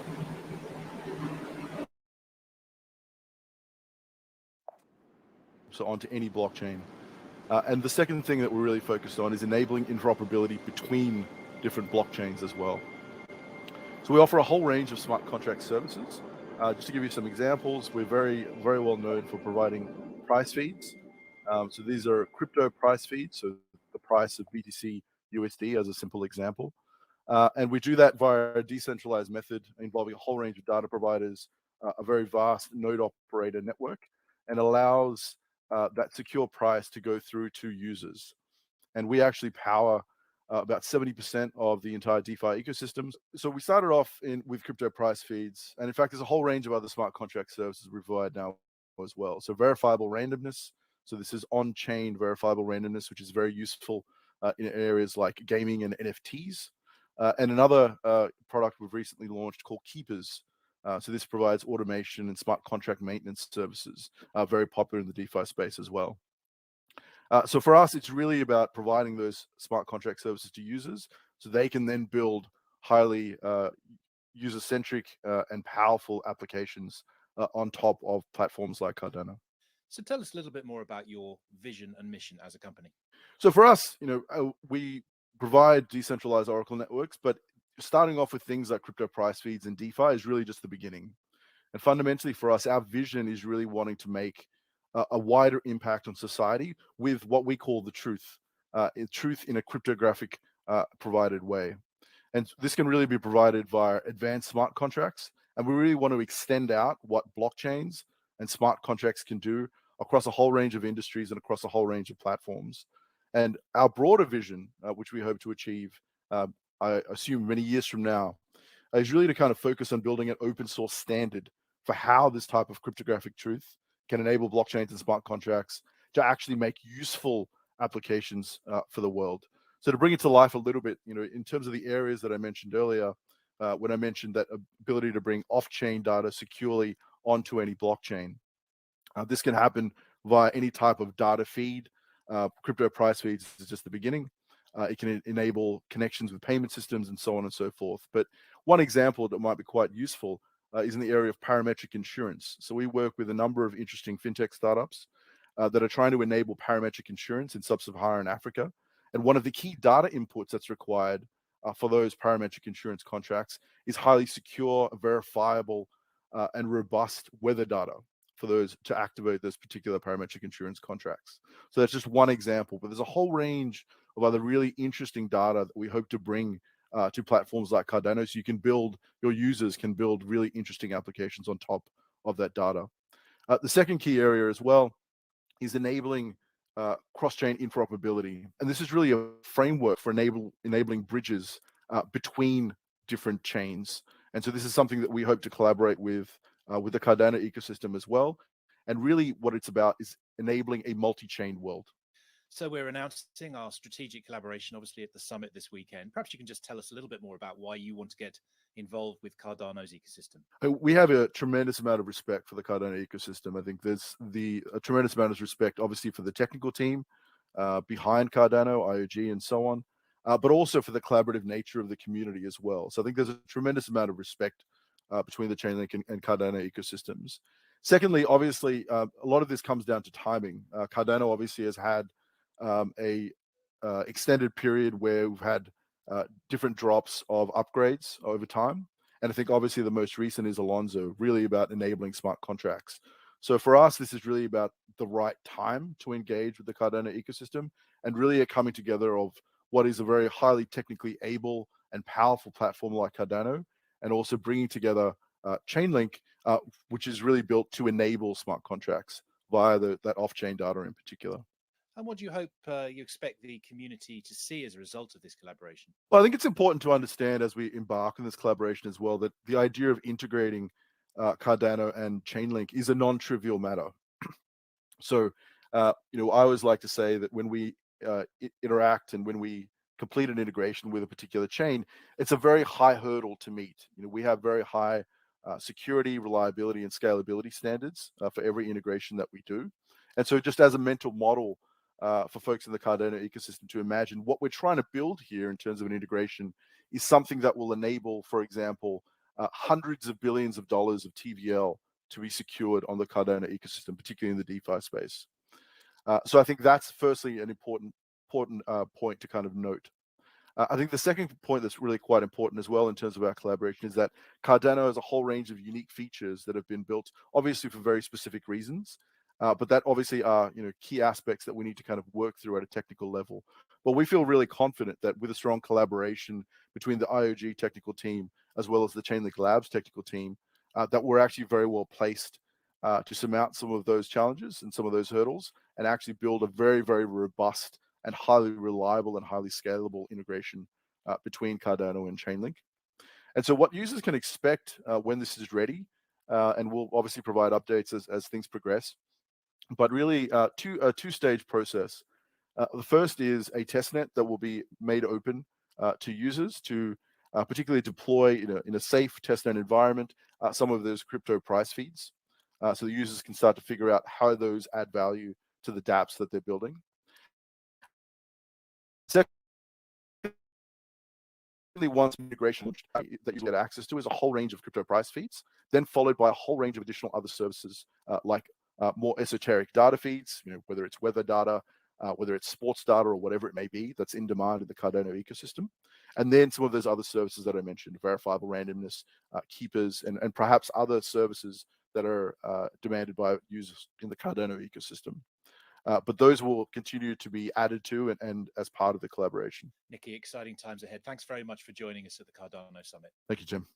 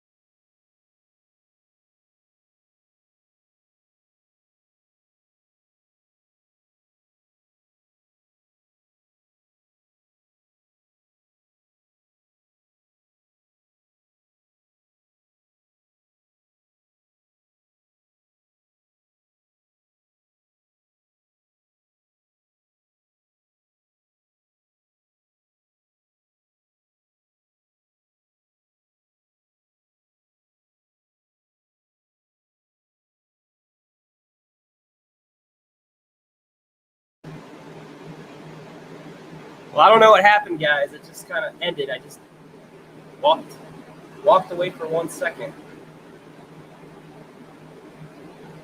Crypto airborne leave. No, I didn't leave, but I actually do have to leave here. I got to get my car worked on. I didn't expect 500 people to be here. I might have to just cancel it and hang out. But yeah, I don't know what happened, guys. This is the Cardano Summit ecosystem. I don't know how long this is supposed to go until 12:30, I guess, is the next one. Okay. So I don't know what happened when I walked away. Let's see. Marketing in there we go. As well as we have a very high quality blockchain developers who are also been part of Plutus Pioneer program and Haskell. Here, I want to briefly touch upon one of the frequently asked questions.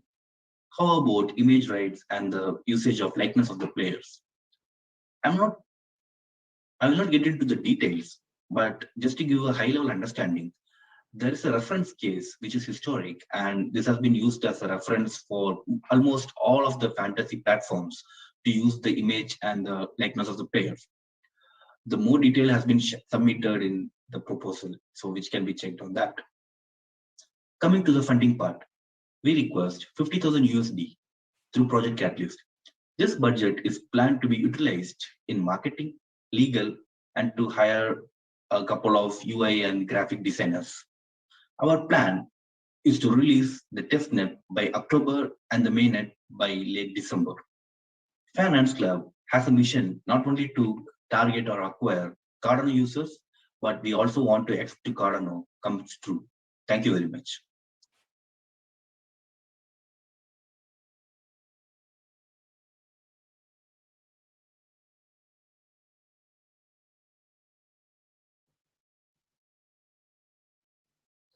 Hi, my name is Vladimir Sinikov, and today I would like to present you the DApp we are developing called Cardano Mixer.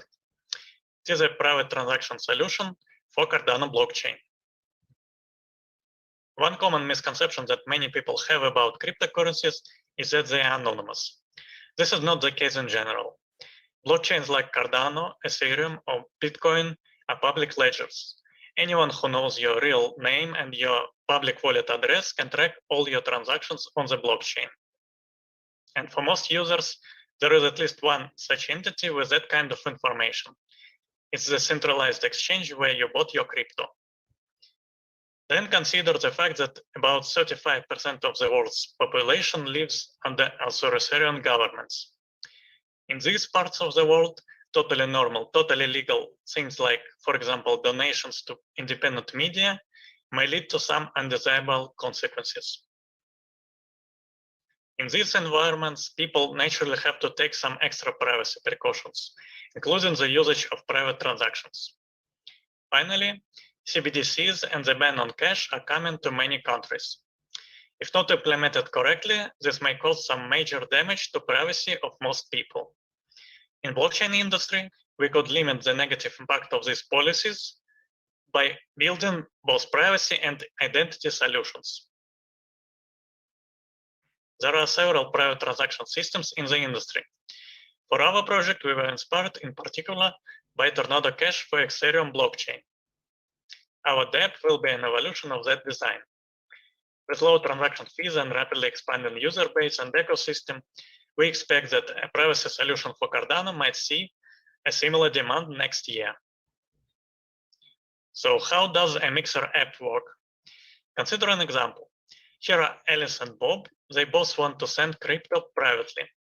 So they put equal sums of ADA into the protocol. And simultaneously, they generate unique passwords to access these funds. Alice wants to send her ADA to Charlie. So she gives Charlie her password. Using our DApp, Charlie generates a cryptographic proof that he knows a password and receives Alice's ADA. The proof does not reveal who was the sender, so it could have been either Alice or Bob in this example. More user deposits means more security for the protocol. The app will also allow users to generate transaction history reports, potentially with different levels of detail for compliance purposes. This is our roadmap. The DApp is set for initial release by the end of November. Our first goal is to attract as many users as possible for the launch event.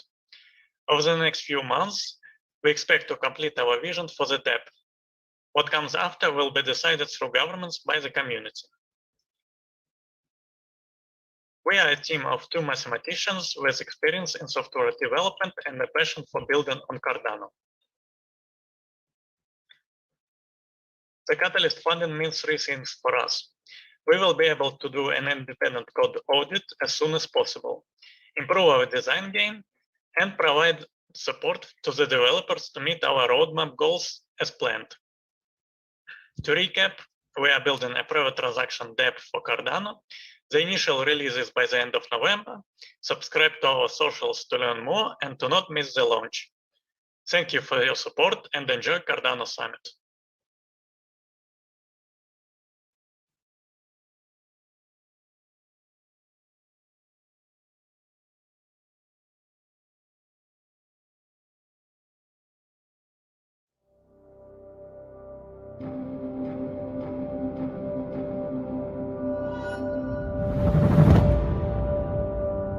Hello, everyone, and welcome to Collude. My name is Sean. I'll be your commentator and tour guide, and I'm looking forward to getting started. So let's go.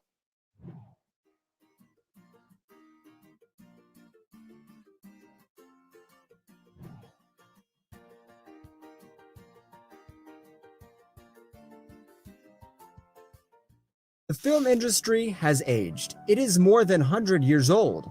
Time enabled it to grow and evolve. Now it has many moving parts consisting of talent agencies, sound design, special effects, production design, makeup, editing, VFX, and many more. The parts move in sync in order to create truly great films which people enjoy watching. However, because of its complexity, there are many guidelines. Instead, let's ask a question. What is the one thing we need to create a film? The answer? The idea. Screenplay writers have the tedious and adventurous task of finding new ideas and turning them into screenplays. It takes weeks, months, or even years to find that perfect idea to put on paper. Meet Susan. Hi, Susan. She spent months working on her screenplay and knows all the prerequisites of using the machine. Let's see some of the outcomes when she puts her screenplay in the film industry machine. Susan has a 0.3% chance of the machine working correctly. Writers don't have alternatives or the correct tools to access the rewards after creating a valuable screenplay. Collude's vision is to provide a platform for all industry participants and professionals to work under fair conditions and arrangements. So the goal is building transparency and trust by decoupling the film development process from centralized powers and middlemen. Through the use of technology, we want artists to maintain ownership of what they create. This enables economic freedom as well as economic stability, with a major benefit of minimizing cost. So you might be asking what's done. Just take a couple seconds to look at our list here. And if you have any questions, get back to me. Our project development plan has 4 different milestones: community development, audio-video communication channel, MVP, and also our technological partners. Collude's team members are 12 different people. 2 are working full-time, 1 part-time, and the rest a volunteer basis. It's demo time. Now we're in Writer's Corner. A screenplay writer uploaded 3 different screenplays.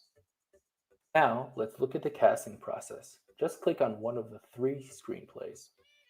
Click Start Casting. The program will automatically discover roles inside of a screenplay. You just have to add different characteristics such as eye color, hair color, age, height, and weight, and publish your role.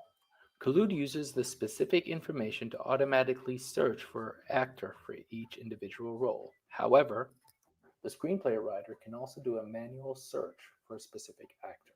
To do this, click on the screenplay and click on Invite Actors.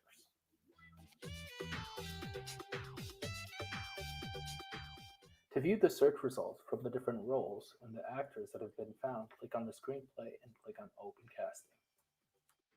Now you find yourself in an area where you can look at all the different actors that applied for the screenplay.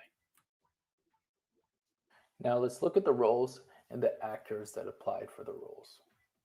To watch the dialogue, you have to click on both actors, first Ava and then Marcus. Then you can click play and watch the interaction. Before we decide which actor gets accepted for a particular role, we can first invite other participants to the platform. We could chat with them. We can mark each actor for further review, or we can also review the plot line to understand what has been written in the screenplay.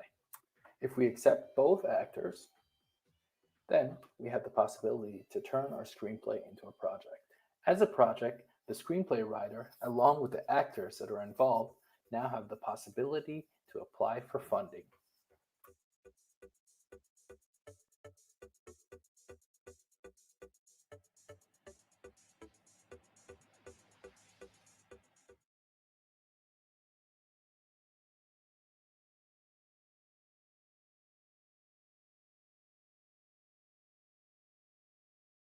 Hey Cardanians! Hello. My name's Blake. I'm Shannon. And we are NatureCoin, Coin. a climate change DAO. In 2021, climate change is one of humanity's most urgent issues. In the past 30 years alone, we've lost more than half of our coral reefs, and within our lifetimes, there might not be any coral reefs remaining. Furthermore, we're eradicating millennial-old rainforests in the Amazon, Borneo, and elsewhere. Clearly, this is not a good trajectory for our species. People want to care about climate change, but they're often worried about what it's going to cost. Fortunately for us, environmental reform can lead to economic prosperity, the likes of which have never been seen before. Take, for example, transportation. Studies show that investments in public transit can create way more jobs than our traditional new road and bridge construction. You could also take the renewable energy industry, for example. If you take the amount the Canadian government alone uses every year to subsidize oil and gas, $1.3 billion, and instead invest that into renewables, then you can create 6 to 8 times more jobs. So it's pretty clear that what's better for the environment is also better for us. Creating climate change solutions creates more jobs and cleaner air, as well as better technology. When we don't die, the Earth doesn't either.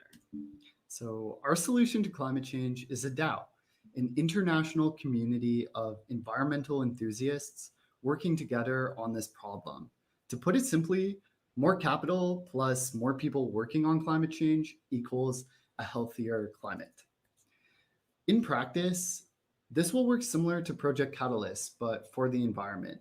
We envision an enormous international community working together to propose, support, and fund various environmental projects. We can't wait to see what you guys come up with. So holding NatureCoin means that you get to know that your capital is going directly towards helping fund climate change solutions. You also get to vote and propose solutions that you want to see exist. So where's all this funding going to come from? Not donations.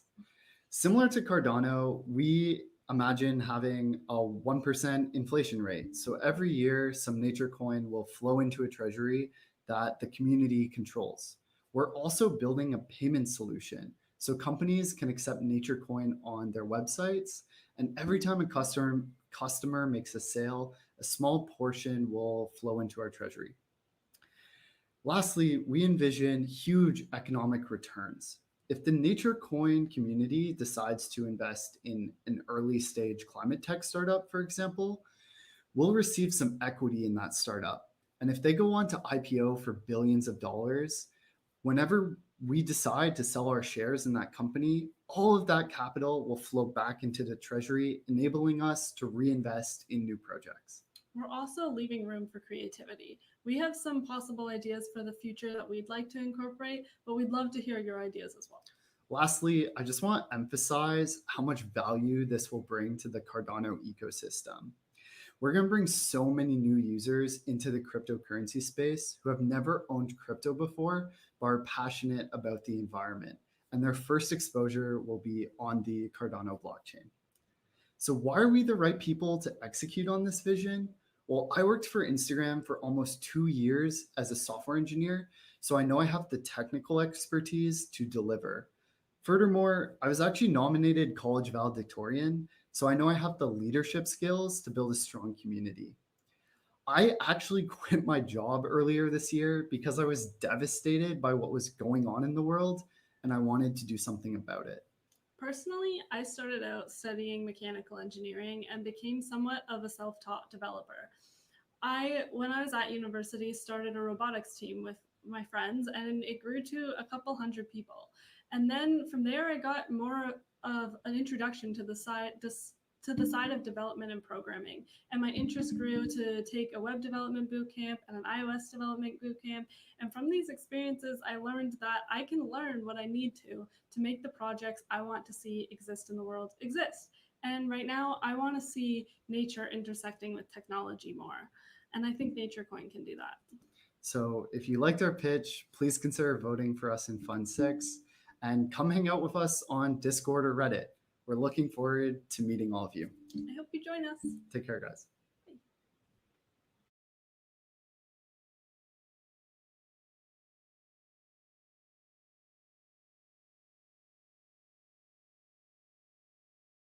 Hi there, my name is Sam Gralla, and I'm a physics professor at the University of Arizona.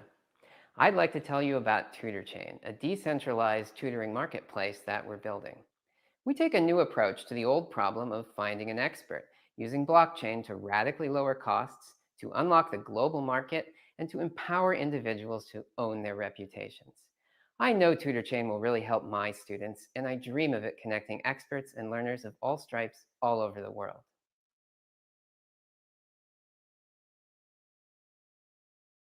Even on open marketplaces, an experienced tutor costs at least $50 an hour. Boutique services charge more than $100. The cost is driven by the huge cut taken by the tutoring company, 25 to 50%, and by the limited labor pool. Both problems stem in part from fiat currency issues, which limit companies to a single jurisdiction for their tutors, impose fractional costs on every transaction, and involve onerous tax reporting requirements. Our marketplace uses crypto smart contracts for payment.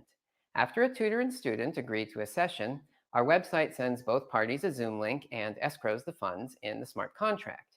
After the scheduled session, both parties report whether it took place and review each other, and the contract distributes the funds accordingly and archives the result and reviews. The savings from this approach are huge because we never hold currency. The smart contract does that for us. We don't pay the tutors, the students do. So we aren't required to report those payments to anybody. We don't have to collect personal information. We don't need to pay Stripe to process fiat transactions. We don't have to worry about credit card fraud. And we don't have to restrict by country of origin. Combined with the facts that we are fully remote and use Zoom instead of maintaining our own software, we think we can be profitable with only a 5% cut on transactions. And we vastly increase our labor pool by sourcing tutors globally. Tutors and students from anywhere in the world can just find each other and go.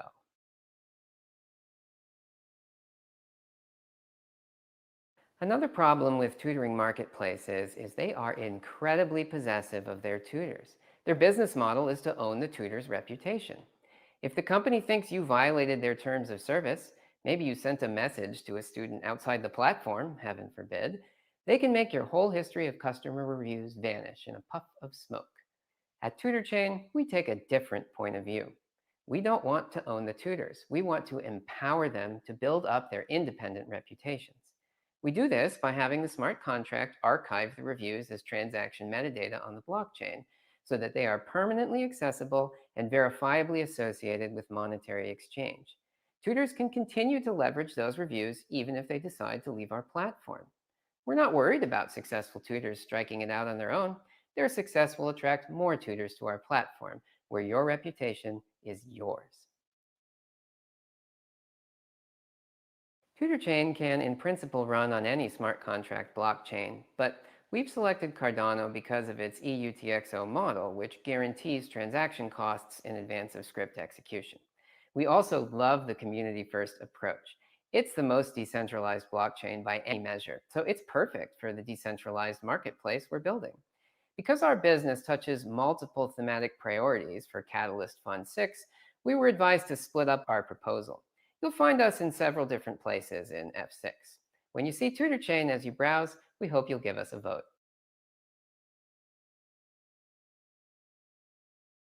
We're starting with academic tutoring because there is a need, and it's a market I know well as a physics professor. I will personally vet a first crop of physics tutors so we guarantee quality as we transition to an open marketplace.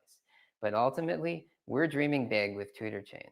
I want top tutors providing premier services to students who can afford their rates. I want newer tutors providing affordable services to students in need. I want to unlock the international market.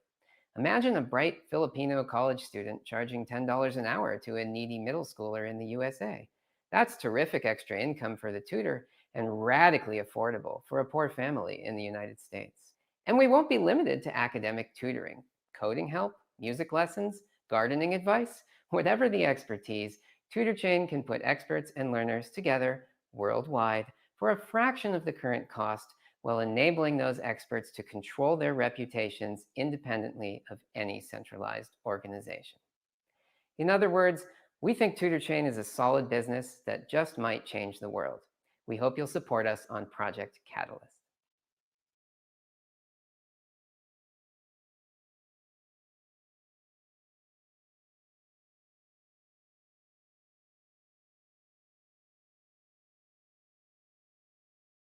Hi everyone, this is Willie from the Adafolio team, and we're proposing to develop an API for multi-delegation portfolios for Catalyst Fund 6, dApps, and integrations. First, let's cover what multi-delegation is. If you're an ADA holder, you likely have your funds stored in a wallet and delegated to a single stake pool. Multi-delegation is an upcoming Cardano capability that will allow you to split your stake across multiple pools from the same wallet. IOG and the Cardano Foundation are currently in the process of implementing this multi-delegation capability via several Cardano improvement proposals, which can be tracked via GitHub. So why is this important?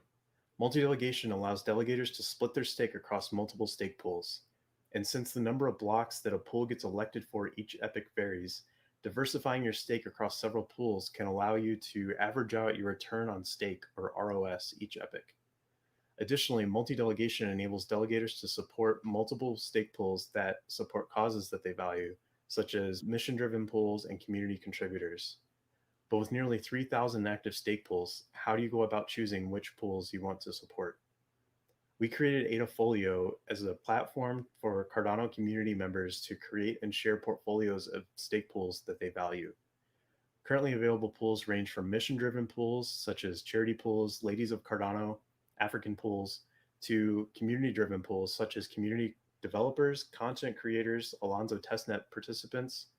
We also have several auto-generated lists that are always kept up to date, such as low fee, high pledge, high ROS, small, medium, large pools, and pools that ran during the incentivized testnet. Currently, these portfolios must be created manually, which means maintaining large or frequently changing lists can be cumbersome.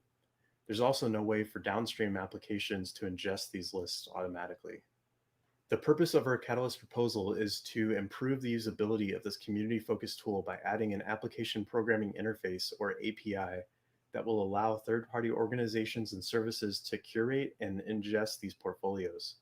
By providing the service, we'll effectively connect delegators to the pools that support the causes and projects that are important to them. There's two parts to this API. The front-end portfolio creation API will enable automated third-party services to easily create and maintain stake pool portfolios. And the back-end portfolio access API will enable downstream services such as the Daedalus wallet or pool tool to ingest these community-created portfolios and then use them within their application. The Adafolio team consists of 2 engineers who are professional software developers.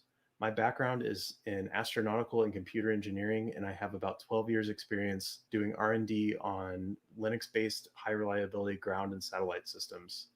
I've also been developing projects on Cardano for about 2 years. And now I'll hand it over to my partner Dylan for the rest of the presentation.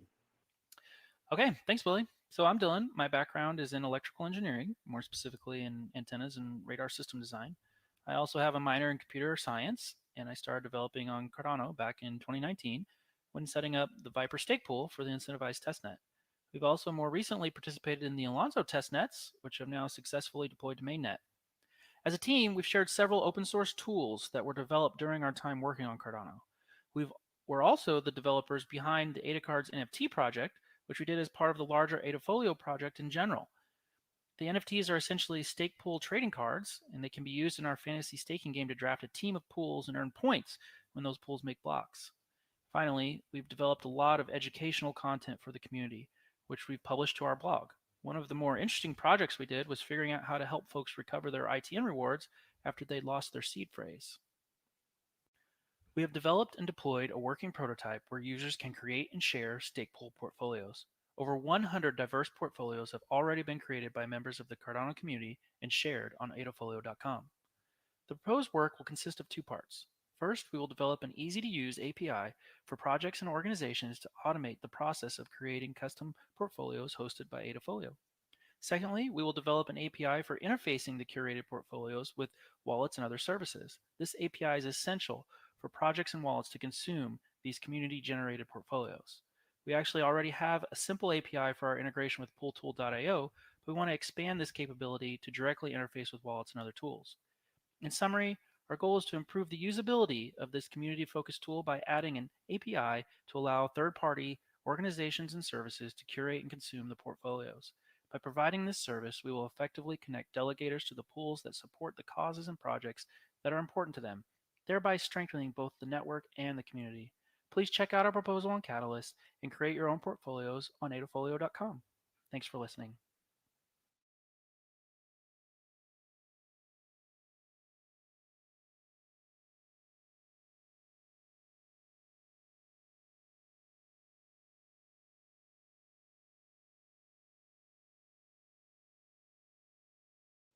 Hello everyone, my name is David Poulain.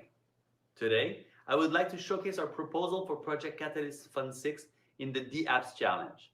I give it. Giving to charities should be a transparent process, with the general public empowered to see exactly how their donations are being used. Most often than not, it is unclear how the money is being spent. We believe transparency and accountability are the two essential aspects that should be present when donating to charities. This is the reason why we imagined a blockchain solution to this problem. In our opinion, this is the best technology to tackle such a challenge. With that in mind, we would like to present to you I Give It, the donation platform of tomorrow.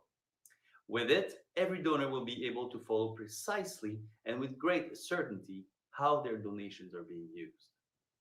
In parallel, charity organizations will be able to create and manage complete campaigns, including their employees' assignments, their suppliers' orders, along with external auditors validating the true nature of the various actions taking place within those campaigns.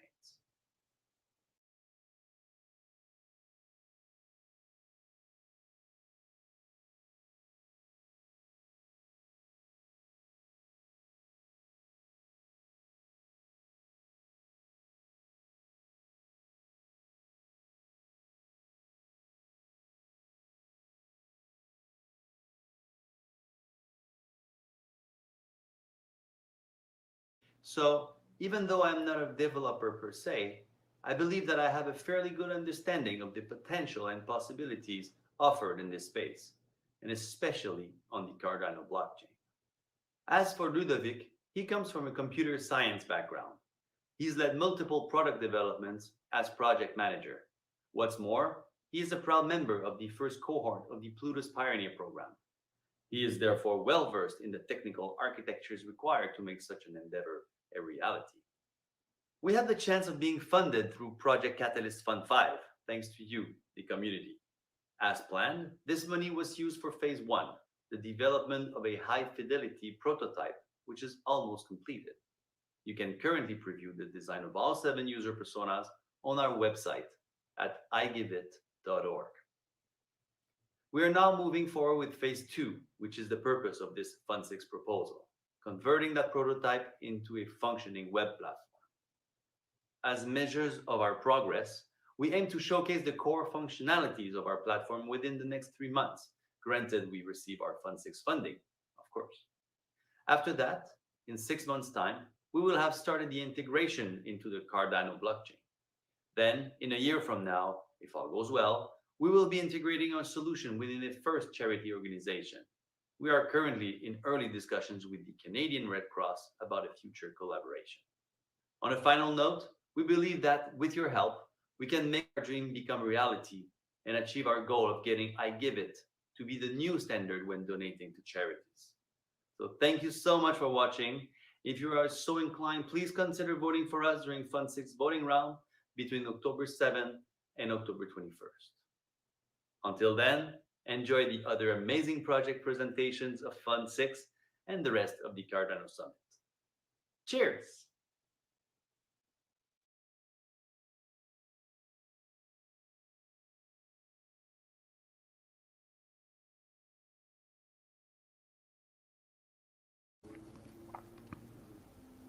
Hi there, it's Enrico Saunders here from Bingo Chain, and I'd just like to take you through our proposal that we've got in Fund 6 of the Project Catalyst. It's basically a play-to-earn game where we play bingo and we distribute Cardano native tokens for people participating in the game. The idea is that we'll distribute one bingo token for every card that a player plays in the game. And if the player wins, then he gets more. And same with the caller gets the same amount as the winner. And we've got a similar strategy to the supply of our tokens where we do a halving every time the supply halves. So every time half of the supply is reached, then half of the distribution will happen. We've also done quite a bit of work already on the game. So we passed the proof of concept stage, and we've been hosting a few games to just get people involved and allow people to see how it works. So we've gone past the proof concept. We still developing the platform further, and we're basically iterating on the feedback that we get. So people give us their feedback, and we develop that into the game to make it better, more interactive and more fun. And we've called a few bingo games already. We actually do a game every week for Catalyst, where we give away 20 ADA as a prize for just playing to make it a bit more fun. So we've minted our token on the Cardano blockchain as a Cardano native token, and we're hoping to list our token soon on some DEXs, decentralized exchanges. So let's have a look. The game is actually played on the Bingo Chain IO domain. The information is on Bingo Token IO, but the game is on bingochain.io. Let's have a quick look at what the games look like. This is where you see the games that are scheduled. So as you see, there's a Cardano demo game coming up. It'll be next Friday at 6 p.m. European time, or 4 p.m. UCT. And there's a small prize of 20 ADA for that. And again, we really appreciate the feedback that our players give us. And this is basically what the game screen looks like. We've also got a demo where you can see the full kind of game where you see the caller screen next to the player screen. So if you want to be a caller, this is where you can see how it works. And if you just want to be a player, you can also see how that part works. And that's all. We'll put in the links for all the information. And yeah, hope to see you soon. Thanks a lot for watching.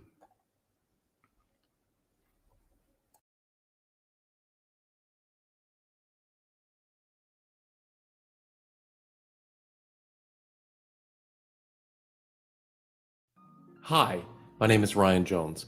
I'm the founder of Project Neum. Project Neum is a decentralized streaming platform that aims to give power back to the musicians. Our platform does 5 things. It decentralized music streaming, which allows us to pay almost 2x per stream. It also allows direct tipping to the artist through micropayments. Then it also, on the marketplace side, allows the tokenization of IP rights and mechanical recording rights. So this basically allows you to create an entirely new asset class based around the option to invest in a specific piece of music. Fourth, we actually allow for ticket sales to happen in the platform. So this can be done through either non-fungible or fungible tokens. This can accommodate specific seating as well as general admission. Lastly, we're going to have a DAO. This is going to allow any person who participates in the ecosystem to have a voice in the direction that the ecosystem is going to move. Also, as an example, musicians could petition the DAO for funds to actually create EPs in exchange for giving the protocol actual portions of the IP rights. The future of music is digital, and it's on Project Neum.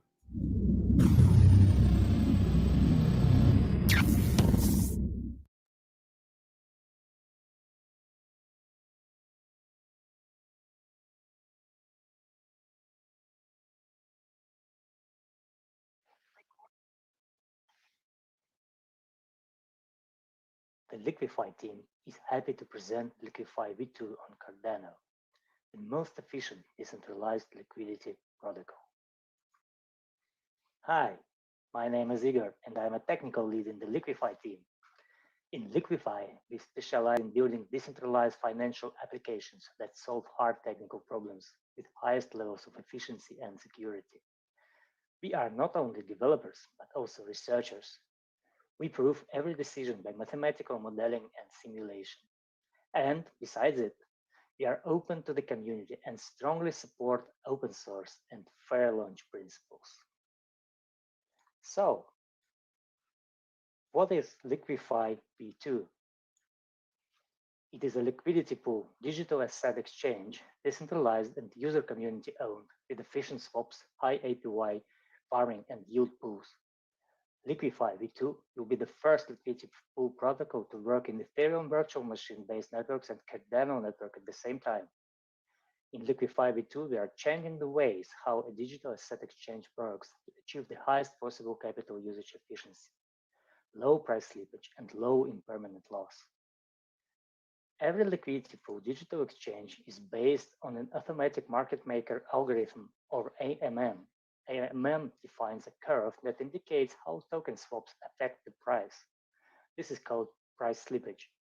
The problem is that the price slippage may become high for small liquidity pools, so we need to make the pools as large as possible. But on the other hand, we need to support lots of token pairs, so providing a large pool for every pair becomes hard because of low capital usage efficiency. And the second problem is impermanent loss that is caused by arbitrageurs that earn on changing market prices. Here is when Liquify V2 comes onto the scene. We propose to replace lots of token pairs with a token portfolio. In this way, we do not need to scatter liquidity among all the pairs, so the capital efficiency is many times higher and price slippage will be lower. Then we create virtual pairs on the fly. We do not use token amounts to represent exchange prices. Instead, we record the prices in internal price oracles. An important result is that we can use different virtual token reserves for every swap operation. In particular, we can dynamically reduce virtual reserves for arbitrage operations, causing several times lower impermanent loss for liquidity providers. So, when will all this become possible? Good news is that we have almost finished the protocol development for the Solidity version and are working now on the Cardano Plus version. It will be publicly launched as soon as October 20. Why are we so confident about this? The answer is that it is not our first step at DeFi. We have already launched the version 1 of Liquify and participated in several other projects. We have also acquired experience in community building. Just check our Twitter and Telegram channels. And now we are proud to become a part of the Cardano community, one of the most promising crypto projects nowadays. So stay connected and see you soon.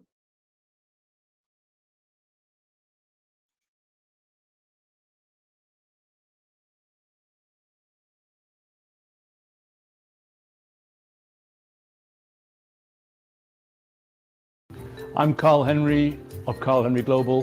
Thank you for visiting our proposal, which is called Point of Sale and Website Checkout. If you have any queries or questions, please feel free to contact me. I'll be very happy to hear from you.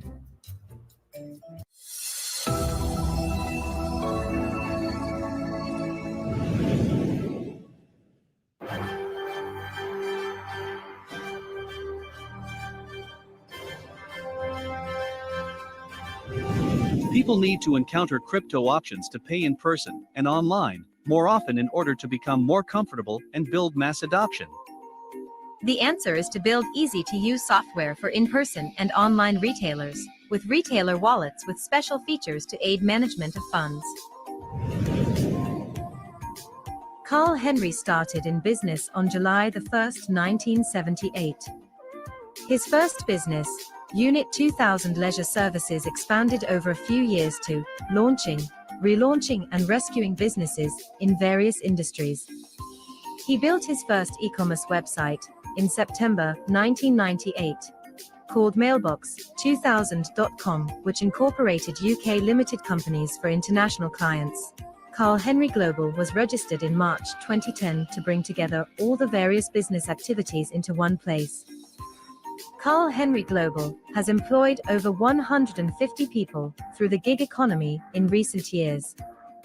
Therefore, we have the ability to support multiple multimedia and multilingual projects across our 5 core operating areas, which are finance, real estate, internet, corporate and lifestyle. We also offer 3 service levels. These are show you, with you, and for you. This offers the flexible support level you need when you need it. To help spread the word about Cardano ADA and Cardano native tokens, the world must come into contact with this payment method on a regular basis, both in person and online. This will build adoption and uptake around the world. Website software. We need more applications that bridge between the crypto blockchain world and currently popular website software that can be easily installed into websites as components, modules, or plugins. These applications would bridge between PHP code and integrate the code required to talk to the Cardano blockchain. They would be installed using the standard content management system installer. Applications will be required for these main financial transactions carried out on websites, online retail payments, donations, subscriptions, and shopping carts. Payment solutions for a wide range of shopping carts can be written that seamlessly integrates Cardano digital payment facilities. Sale. As part of this proposal, we would start the research and preparation of plans to launch a viable payment processing method that could be used by retailers of all sizes. Unbanked retail point of entry. We will incorporate a facility for the unbanked to use retail shops, cafes, etc. to convert their fiat currency into Cardano-based tokens that can be used for remittances and online commerce. In the next 3 months, our primary objectives are: build a development team to create the initial application, appoint administration, research and marketing personnel, finalize research into existing point-of-sale solutions around the world, produce a written plan and support documentation together with the development team, prepare a marketing campaign in multiple languages for in-person and online sales, start creating in-person and online versions to test, start a marketing campaign in multiple languages to raise awareness and adoption, align outreach with the development of Cardano features and benefits. Thank you for watching our proposal.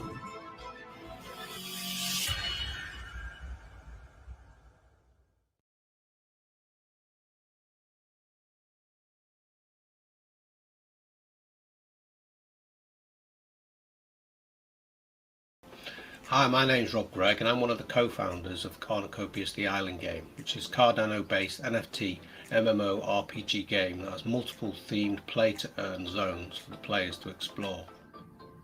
Here at Cornucopias, we're teaming up with some of the best educational centres in the world to build learning straight into our metaverse. Students will be able to enjoy learning via our educational centres and earn rewards through playing the educational mini-games. There will be opportunities to stake and earn passive income on the island, filling your wallet with NFTs that you can use in-game or sell on other open source marketplaces. Bringing the real world to Cornucopia's metaverse, like the film Ready Player One, the players will be able to hang out with their friends, play sports, watch a movie together, or visit the museums. We will have live concerts and you'll be able to buy items that will deliver directly to your own physical door at home. To do all this though, we need smart contracts. And although I was part of the original Project Catalyst Fund 1, and I understand over 10 different programming languages, I don't to date have any Plutus development skills. The island needs your help. If you graduated the Plutus Pioneer program, we're looking for you.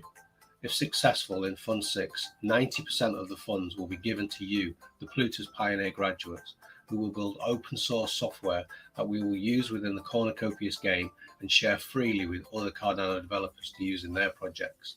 I believe this is the perfect use of the treasury funds. To date, the 4 co-founders of Cornucopias have bootstrapped the island, and we've built a team of 9 to help us begin our newly full-time jobs developing on Cardano. Success will be judged on the game's popularity, and we're growing a very good reputation on social media, and a lot of positive buzz is happening around our game. We're looking at bringing over 1 million gamers to the Cardano network within the first 3 years of launch, and we're looking to recruit many people from inside the Cardano community. The play to earn and build to earn features of the game will bring prosperity to gamers like never before, and we really have a chance to change lives in many countries. Success will also come in the form of recognition that Cardano is an amazing platform to build NFT gaming on. Do you want to help us to build the island on Cardano? If so, the island awaits you, Plutus Pioneer graduates.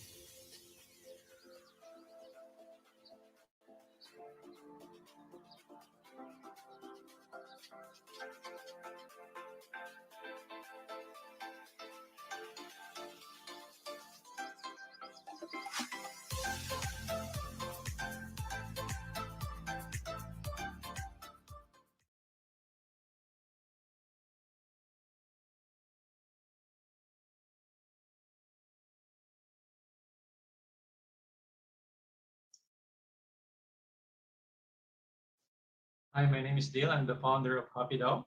Our proposal is the Cardano healthcare infrastructure. We all know that there's a huge potential for decentralized healthcare applications in blockchain. However, compared to DeFi or other decentralized finance apps, there's little growth on the decentralized healthcare applications. This is because aside from building the app itself, developers have to think about data security, compliance, interoperability, and standards. Now, imagine if there's a platform where developers can easily build healthcare applications integrated in blockchain. So introducing HappyDAO, short for Healthcare API Decentralized Autonomous Organization. HappyDAO has three healthcare infrastructure components. One is HappyCure, HappyHub, and HappyChain. HappyCure basically are front-end health solutions with the modules as stated here in this list. It's designed for healthcare facilities who want to use ready-made systems that is blockchain ready. Second is HappyHub. It provides comprehensive API services for developers who want to create, secure, enhance, or even extend existing applications without having to develop one from scratch.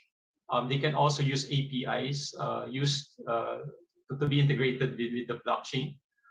It's also system agnostic, so other systems, regardless whether they're using HappyCure or not, they can use HappyHub as well.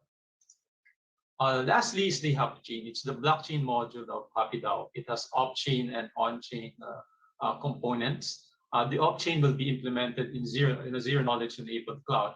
So basically, we just send proofs to the blockchain instead of the whole transactions, just saving lots of resources in the chain. This will also make it more scalable without compromising, of course, the security and data privacy. A simple illustration is this one. If these are health facilities right here, could be clinics or hospitals, one could be using HappyCure, so thereby it easily integrates with HappyHub by default, and then integrated with HappyChain as well. The other health systems or health providers, even if they're using other health systems, they can integrate and connect with HappyHub using its API endpoints and basically be integrated with HappyChain as well. Now, HappyChain is using zero-knowledge crypto protocol, so it gathers all the transactions here and just sends the proofs in the blockchain. So it's basically saving a lot of resources instead of putting all the transactions directly to the blockchain. Our team has been working on building this healthcare platform, the HappyCure and HappyHub, since 2016. But basically, as a tech company, we started about 2004, so it's about 16 years already in the tech industry. And when we focus on the healthcare platform in 2016, so it gives us about 5 years already in health. HappyCure and HappyHub is actually being used now by different health facilities, but one of the clients is an HMO company. It has 1 million members, 50 clinics, 500 in-house doctors, and about 10,000 affiliated doctors. So it's a tried and tested platform. What else is the use case for HappyChain? Imagine if there are different health facilities already, hospitals, clinics, etc., that are integrated with HappyChain. It can act as a decentralized healthcare information exchange. At this point, there is no truly decentralized, secure, and trustless health information exchange platform, and it remains elusive. While there is progress in building HIE systems, especially in advanced countries, there's still lingering concerns in centralized setup, privacy, and transparency of operations. So having HappyChain in blockchain hopefully could finally resolve the holy grail of having a truly decentralized HIE. And lastly, we want to set it up as a decentralized autonomous organization, similar to Project Catalyst of course, of Cardano. In doing so, we will achieve a truly decentralized organizational setup on top of this decentralized ledger provided by the blockchain. So in summary, HappyDAO has three major components. Starts with HappyCure. This is already done. You can actually see the complete solutions at www.micro.md. We have HappyHub. It's also done as well. You can see the complete API services and documentation at happyhub.com. And of course, lastly, we have HappyChain. This is actually the proposal that we have with the Project Catalyst. And our estimate, it will take about 8 to 12 weeks to develop a POC, a proof of concept for this one. So we're actually looking forward for your support for this project. Thank you very much.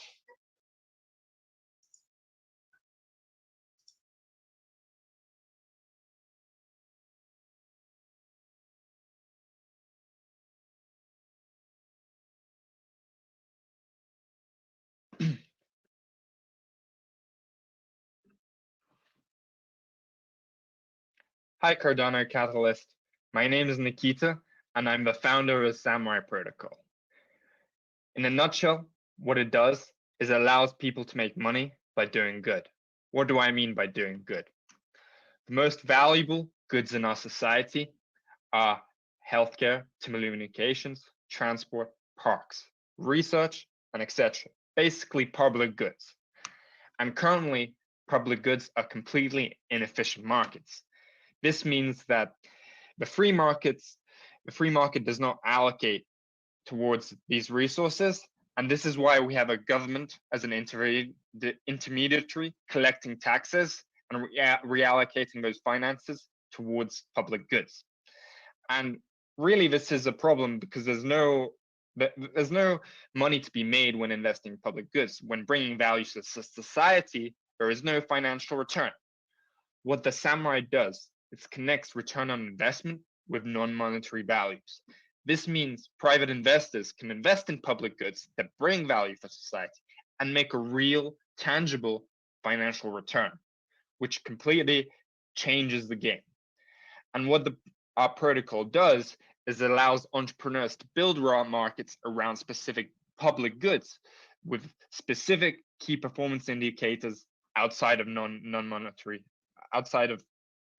values, which means, let's say a park could have key performance indicators around the community around it, how it affected the community around it, or a science project would have key performance indicators seeing how the science community reacted after a peer review, plus validation, those kinds of things.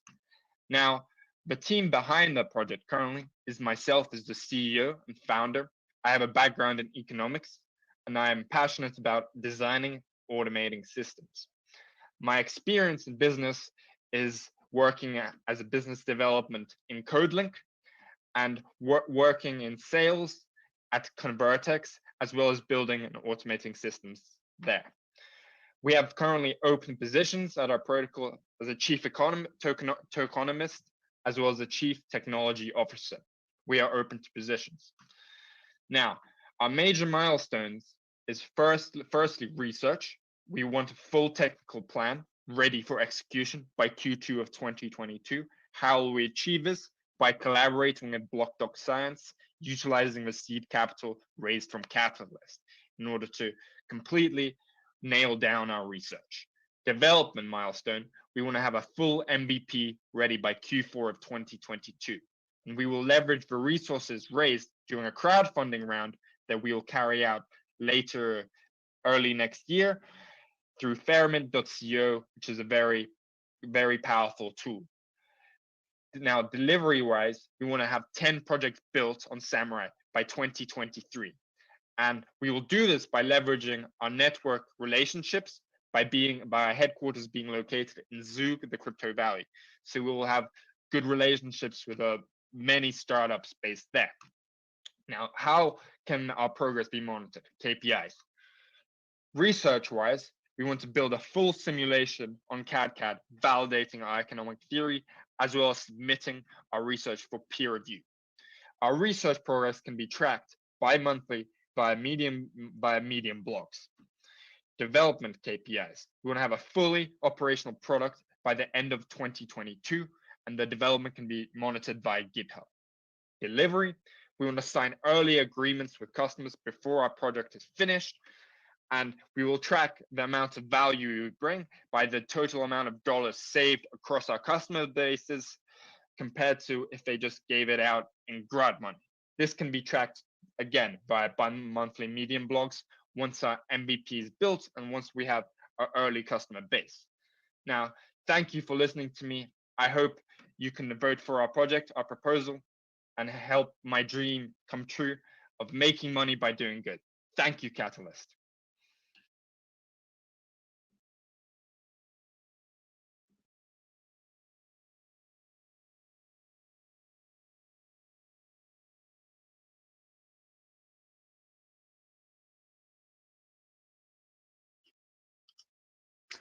Hello, Cardano and Catalyst community. My name is Sean Jensen, co-founder and CEO of Profiler, a startup in Switzerland focused on data protection, looking after your data, helping you get agency of your online choices. Plus, we also help brands, though, in the marketing aspect to be able to use your data responsibly and also to deliver content which is compelling.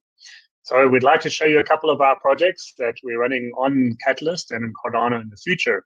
We're very happy to be awarded in Fund 5, so thank you for the trust and faith in our privacy approach, and we're keen to show you what we're going to be doing next. So data subscriptions is a core concept in Profiler. We don't believe in ever selling your data. In our model, a brand, as you can see in point 1, will subscribe to an individual's data. They will ask for certain types of data, and you will have a right to approve or disapprove that. If you accept, we record everything in a smart contract. There is irrefutable track record and audit trail of your decision. This helps you to be able to take recourse if your trust was broken with a brand, but it also helps a company or organization to prove to regulators that they've honored your rights and they have an auditable track record to prove that. Thirdly, because there's money exchange for a brand subscribes to your data at a market rate, and if you accept it, we as Profiler pay you out 50% of the revenue. So we manage that through smart contracts. Also in our platform, similar to the Brave model, but slightly different in interaction focus, is if you consume content from a brand on our channel, we also pay out for your retention. So we are very keen to implement this project on the Cardano infrastructure, and we look forward to your contribution to the project. And again, as I close with every type of video that we have and communication with the Catalyst community is we are already part of something big in Catalyst and supporting Cardano, but we would love your contribution to our projects because we're tackling fundamental privacy challenges that the market faces, plus also digital relationships, which have to evolve into a way where you can share data responsibly. So thanks for your time. Chat soon.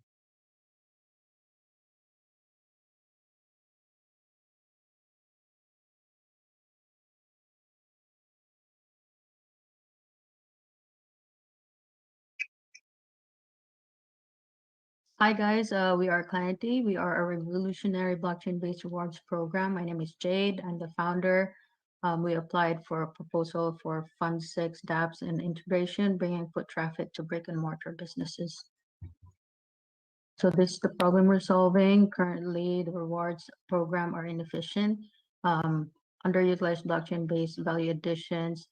Brick and mortar businesses are suffering, and data exploit by corporations, and decreased funding in local public schools. How are we going to solve this? By creating a universal utility token for blockchain rewards that you can use worldwide. We're going to create block applications that can be applied to everyday lifestyle, like going to the grocery store to buy milk. And third, we're going to help bring foot traffic to brick and mortar retailers through our rewards program. And fourth, we're going to allow our users or have our users control and own their data. And lastly is support low-funded public schools. We have several use cases for our tokens, cryptocurrency reward, or as a community engagement and staking, in-store purchases, and Clarity data transactions. We have 4 core team members. I'm head of operations.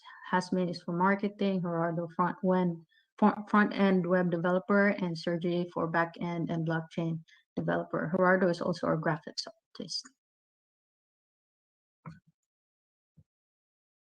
We have 3 great advisors, Anders for technology, Giant for finance, and Cal for legal.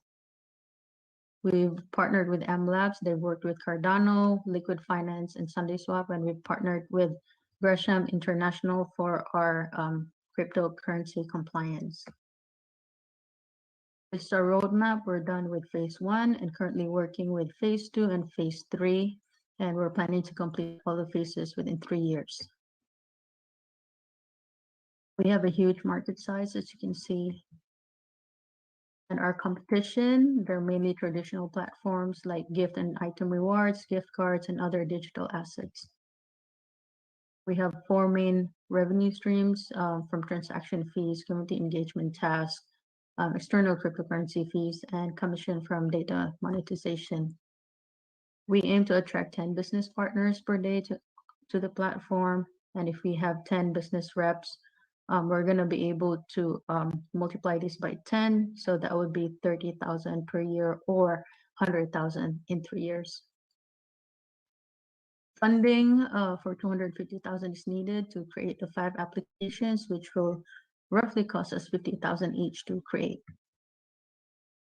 Just to summarize, for blockchain, we will help with the blockchain adoption by creating easy-to-use apps and targeting specific market niches that are on tap. For consumers, we're going to be giving them rewards programs. Rewards and free tokens. And for businesses, we're going to bring help foot traffic and bring them new and loyal customers.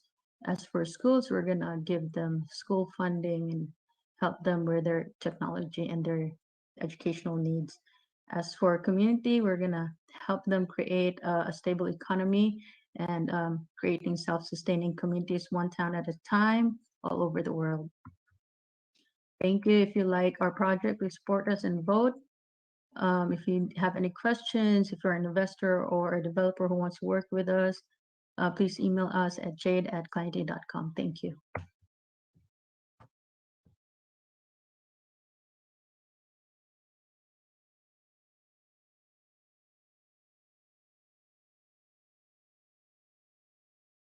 My name is Simon Selstrom. I'm a graduate student in economics at the University of Oxford, and I'm presenting Direct Ed, direct donation for higher education in developing nations. First of all, problem and solution. What are the challenges facing ADA-based microlending in Africa right now? First, legal barriers. There's a significant difficulty in building a microfinancing solution if you are also fighting legislators who are seeing this as mostly vehicle speculation and being afraid that their people are going to be hurt. This is time